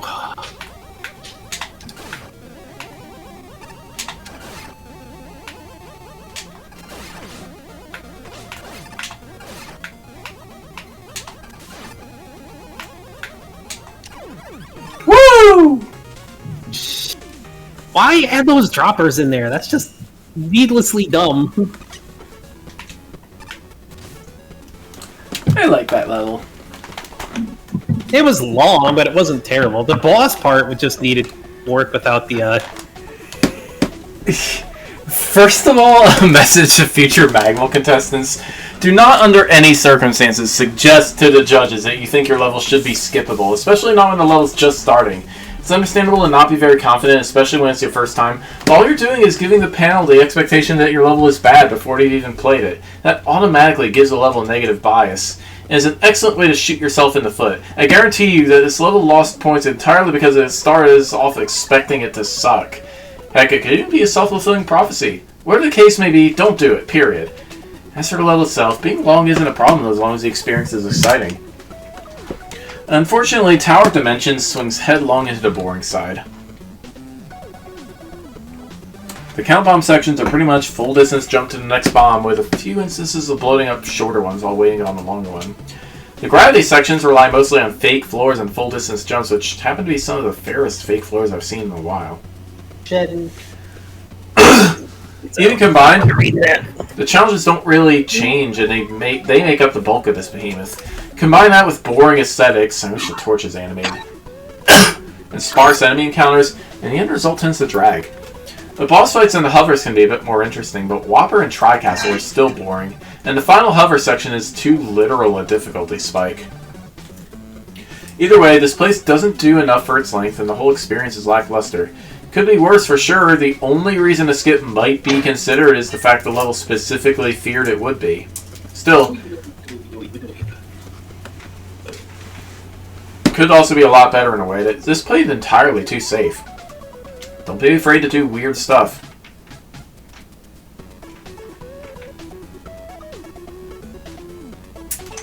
Before I get into the review proper, I'd like to address that text box at the start. You essentially flat out admitted that your level has a problem that might make it worthy of a skip teleporter. As far as initial impressions go, yeah, that one didn't really inspire a lot of hope at first.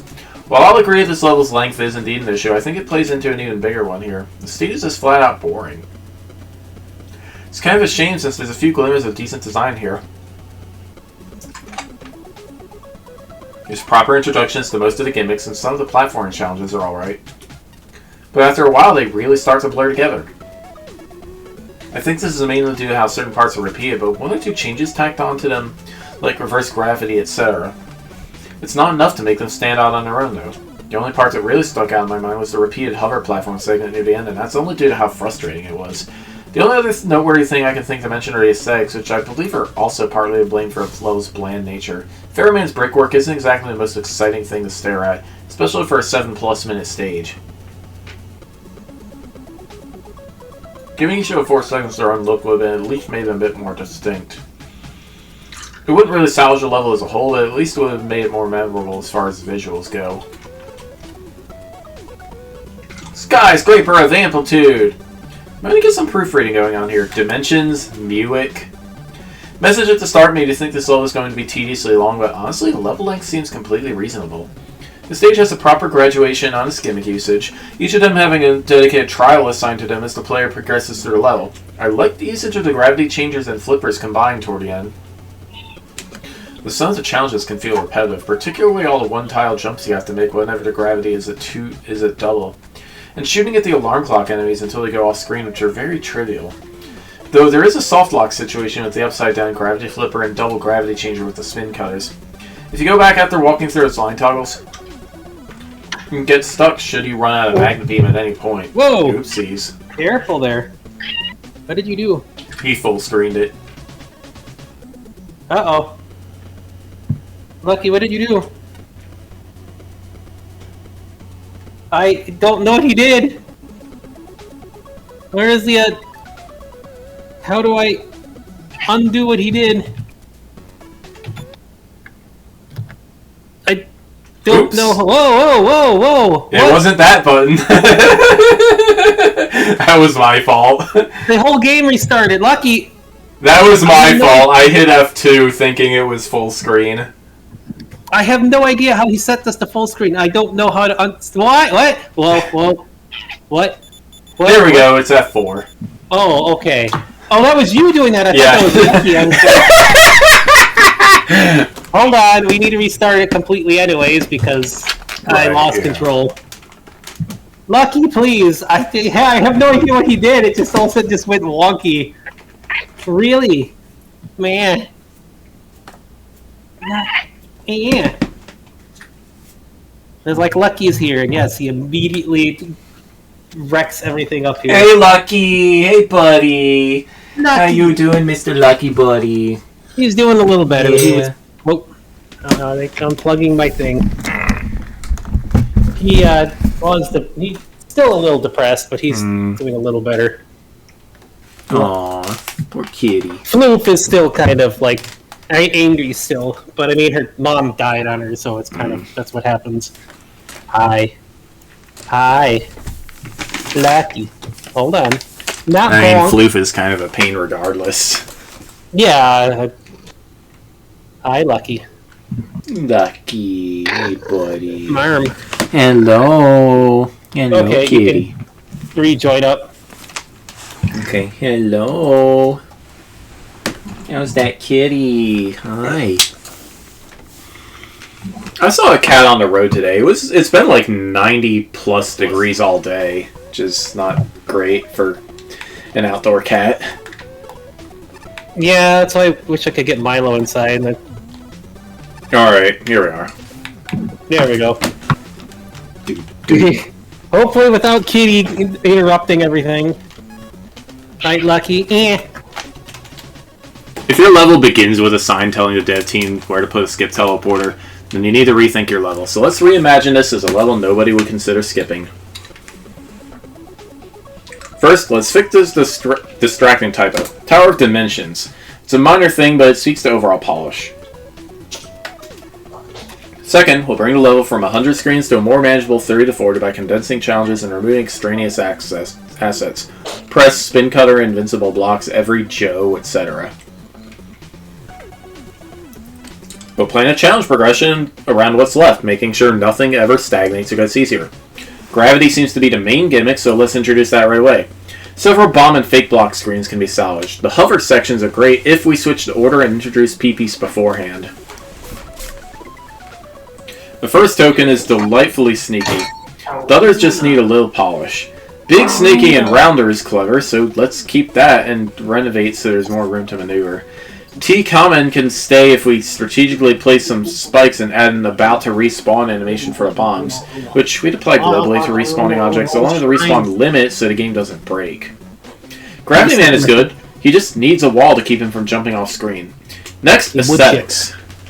The music is a perfect fit. In the garden wasn't supposed to be. The graphics need some attention. 2 styles of fake block are fine if we do some tidying, but I say we stick with just one. Preferably using color and texture to set it apart. I also recommend more background variety. Animated torches, anything evocative of towers or dimensions.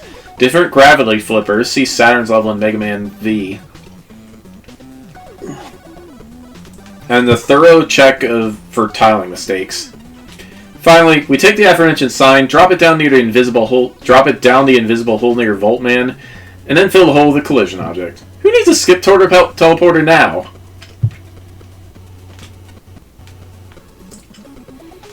This level often makes me wonder just how much a good piece of music can lift otherwise rather shoddy aesthetics in a low. It, alongside the bare basics of graphical assets, somehow impacts the level with some degree of atmosphere and consistency. Weird, but a good lesson. Music is important. Anyway, there are honestly some really fun segments in this stage. At its core, it's pretty basic. I found some of the gravity manipulation and count bomb segments have a really nice flow to them. It's hard to know specifics here, but the level plays fine and there are parts that click. Hover, Mega Man 4, gets used pretty well. It clicks. And as usual, I enjoy when tokens reward just paying attention. The second puzzle was clever.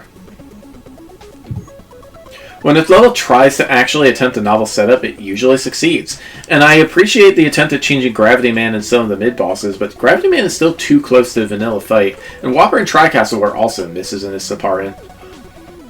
It's telling that one of the biggest issues of the level is immediately identified by an in-level sign. It really needed to end sooner, just have shorter floors. It outstayed its welcome by a lot, and by the end, level segments started to repeat themselves and the rest of the thing got redundant. Most of the third floor is too punishing for its own good. It's way harder than the rest of the stage, and honestly, just removing this floor would have improved the level's pacing dramatically as I like the others. The hover segment on the fourth floor using instant death spikes also hinders the flow of the stage, even if I like the actual setups. As much as I like the idea behind the stage aesthetically, the tiling is very poor and the level looks very repetitive. Hell, I think the different floors just need different looks. I do wonder how the stage would have turned out if it was just shorter and had actual effort put into the aesthetics, even if it's just tiling things respectively and changing the terrain up every so often. There are parts I enjoy here and I see potential, but ultimately the length, aesthetics, and lack of polish really just make it fall short in just too many areas. And don't make a sign saying you think the stage is going to get a skip teleport. Come on, man, that's just setting yourself up to fail. Yeah. Someone listening? I don't think I'm supposed to be generating tops like this. What is happening? Help! Oh, we're at the boss? Boss time! Spade Magnus. Hey, I recognize that name. He's the first boss of Star Force 3. A puzzle piece? Hey, Gravity Man. Do you want to talk to me about something? Actually, I have a special surprise for you. Feast your eyes on this! Whoa, Puzzle Man? Now I see where the aesthetics of this place comes from. Are you amazed? Or maybe dazzled? No, I'm actually more confused than anything. Well, I thought I could get more money using Gravity Man's likeness. After all, he gets a lot of royalties for all the simulations he appears in. Think of all the puzzles and toys I can buy with all this money. This seems to be an unhealthy obsession. Unhealthy? Alright, that's it. I hope you studied up, because now it's time for a battle of wits! I didn't ask for this.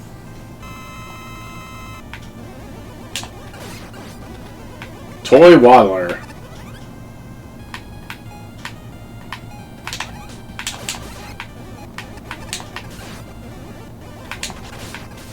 Peace Snap.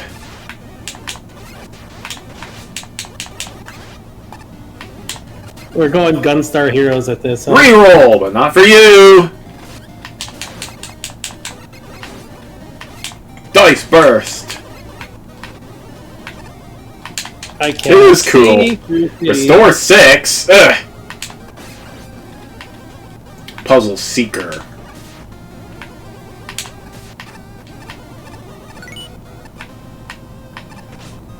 Sweetie. Go! Ow!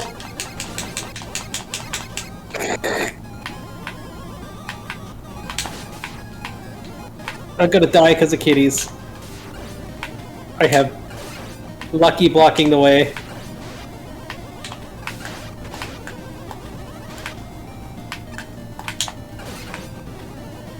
Ugh.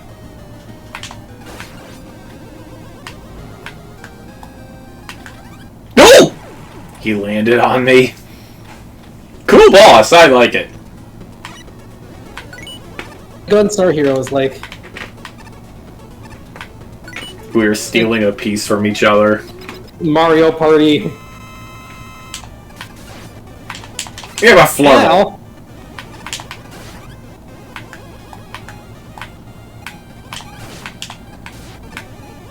Okay, I can't kill them.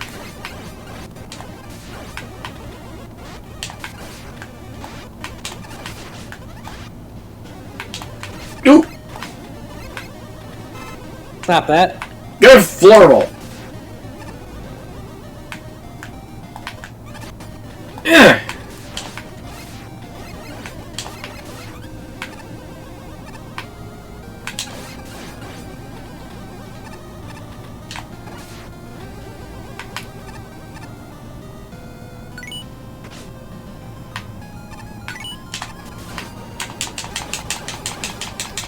Got him! Master of Disguise. Woohoo! Alright, time to check out, well, everything. Oh, someone's calling me? That's not Bastion. Still hasn't been fixed. Hello? Bastion! Perfect! I'm not Bastion. Wiley? Keep quiet, you dunce. You're still in a public area. Or do you want that truce to end early? Everyone knows it's you in the world, Wiley. Sorry, my bad. Didn't mean that, it's just... You're one of the last people I expect on the other side of this phone. How'd you even... Thomas gave me your number. Said to be the most efficient way to contact you. And, well, we need you back at the hotel, and you better make it quick. Our mystery assailant might not be a mystery for long. You'll understand what I mean. Okay. Dr. Light just gave my number to him?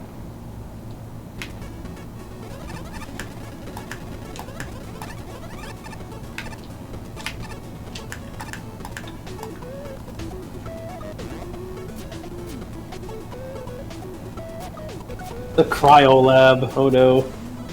Yeah, Not we even ain't gonna have half time done. for that tonight.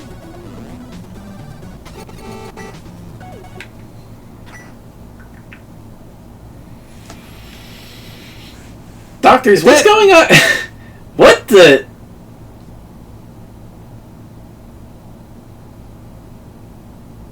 What the indeed?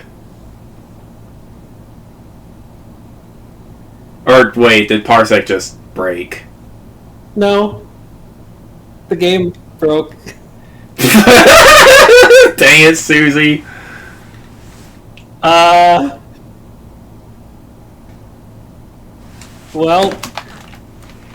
that sure was a thing. Yep. Alright, let me know when this Another thing crash is to a report. thing, and it's a thing when it's a thing.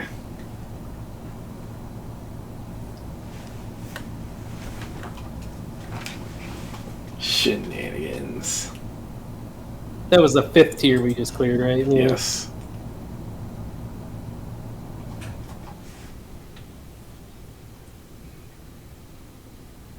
Update available. We already. I have the update. Mm-hmm. What do you mean? I have the update. What are you talking about? I have the update.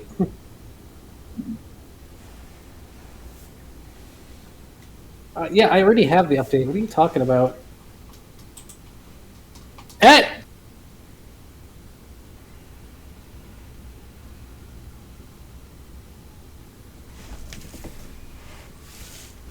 I might have to do this single player.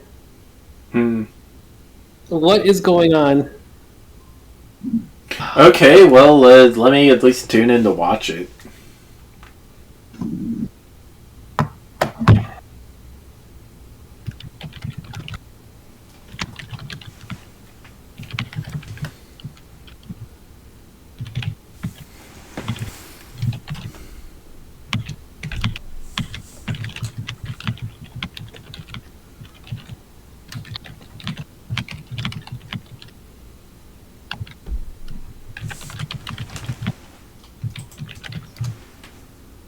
Oy, oy, oy, oy, oy.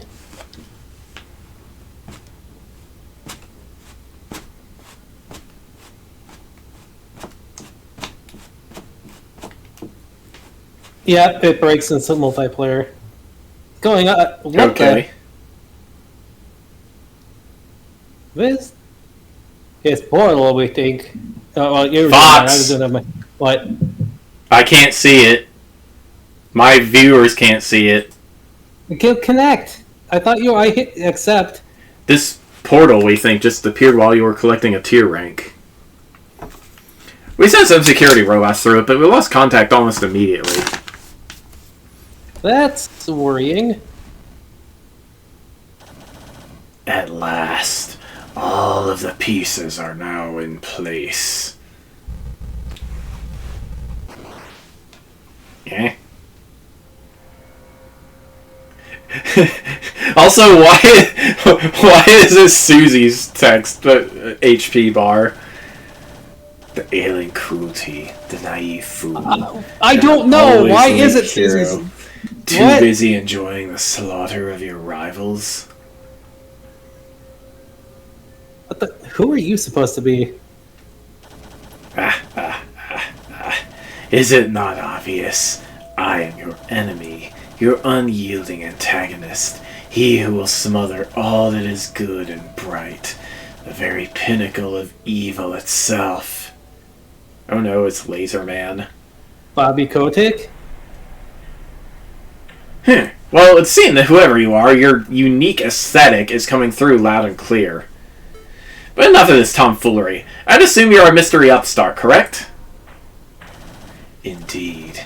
Your time in this world's spotlight has long faded, Ernest Will. Even now, the world's grand procession welcomes a new villain into its sight, an evil superior to all before him.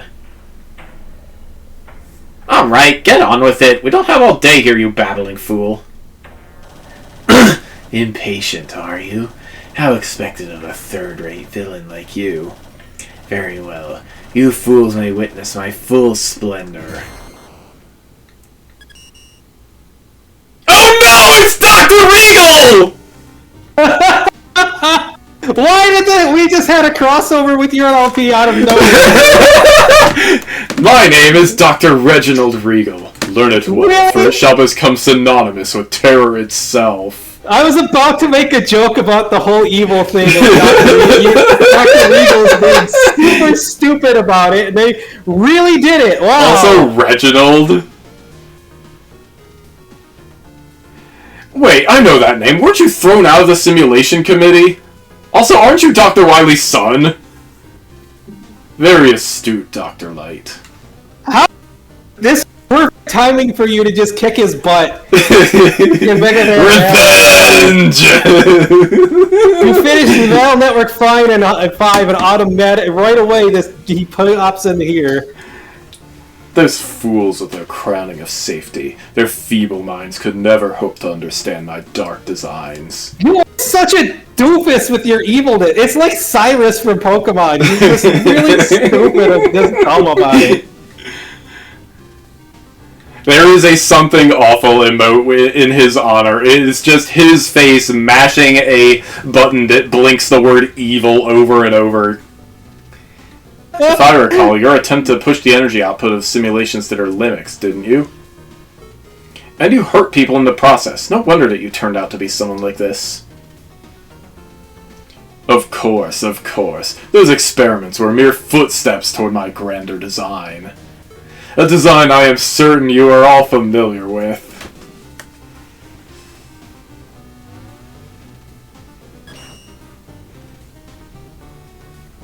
Is that? Reality Core? Ha ha ha ha ha. I'm glad you remember it so well.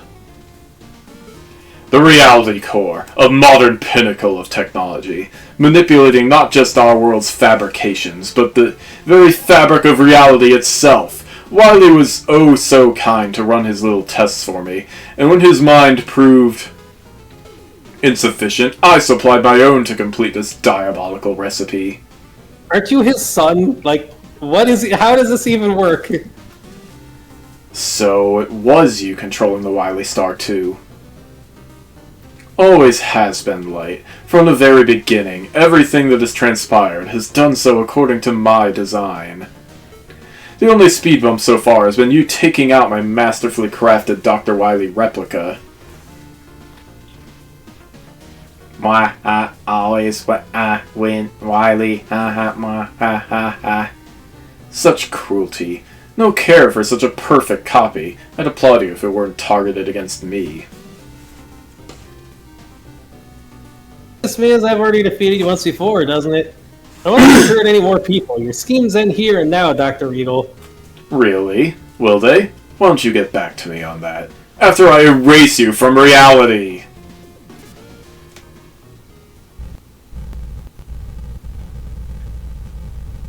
Feel dizzy? You remember that taste of power, don't you?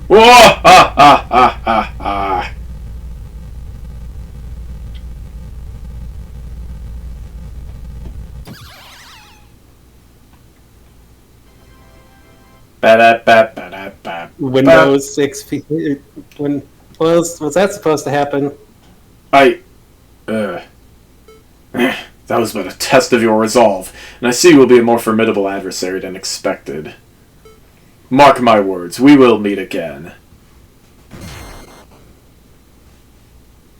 That was strange.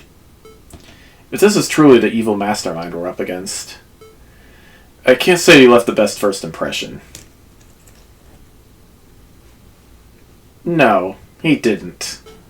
I have a feeling this is going to be a headache. What a perfect thing to end on. So it's still the Reality Core. The more you reiterate that, the more embarrassed I am that I let this happen to me. Well, we now know who did it. What's next? Well, if he insists on making entrances like that, my security should have no problem finding him. Well, we both know he'll be back, so I'll let you know when he does. In the meantime, you still have 10 ranks to get. Make sure you earn them legitimately. Of course. How else would I get the ranks? Hey, what was that simulation community you mentioned earlier? Oh yes, you remember those simulations from the festivals the city held in your honor?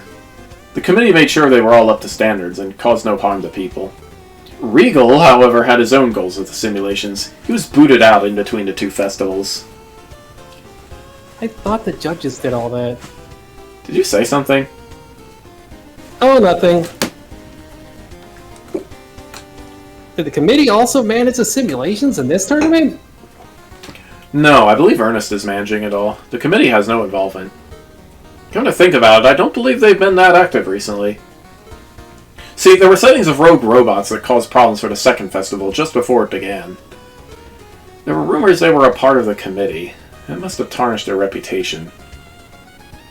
Shame about that. Probably no point dwelling on it now, though. Stopping Regal's more important. Of course it's freaking Regal.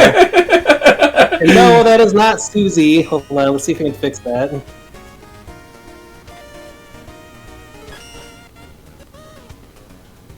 Can we fix this, please? It's not this floor, it's second floor.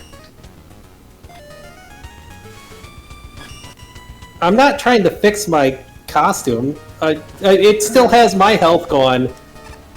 Your health.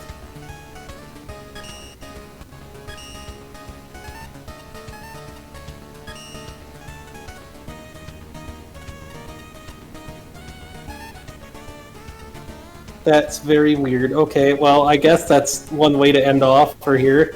Yes. Freaking. How did your game you just finished bleed over into this one? That is incredible. I was about to make a joke before he appeared, too. I was already joking about Laser Man! Have a kitty, I guess. Have a kitty or something. Whoa. Aww, hi. Well, hi, sweetie. Yeah, that's gonna be it for me until tomorrow night. I might do Neo 2 or something, we'll see. Or my own side on Mega Man because I need to catch up. But, I guess we'll deal with Dr. Regal then, because it's what? Of course, that just made my night. Evilness.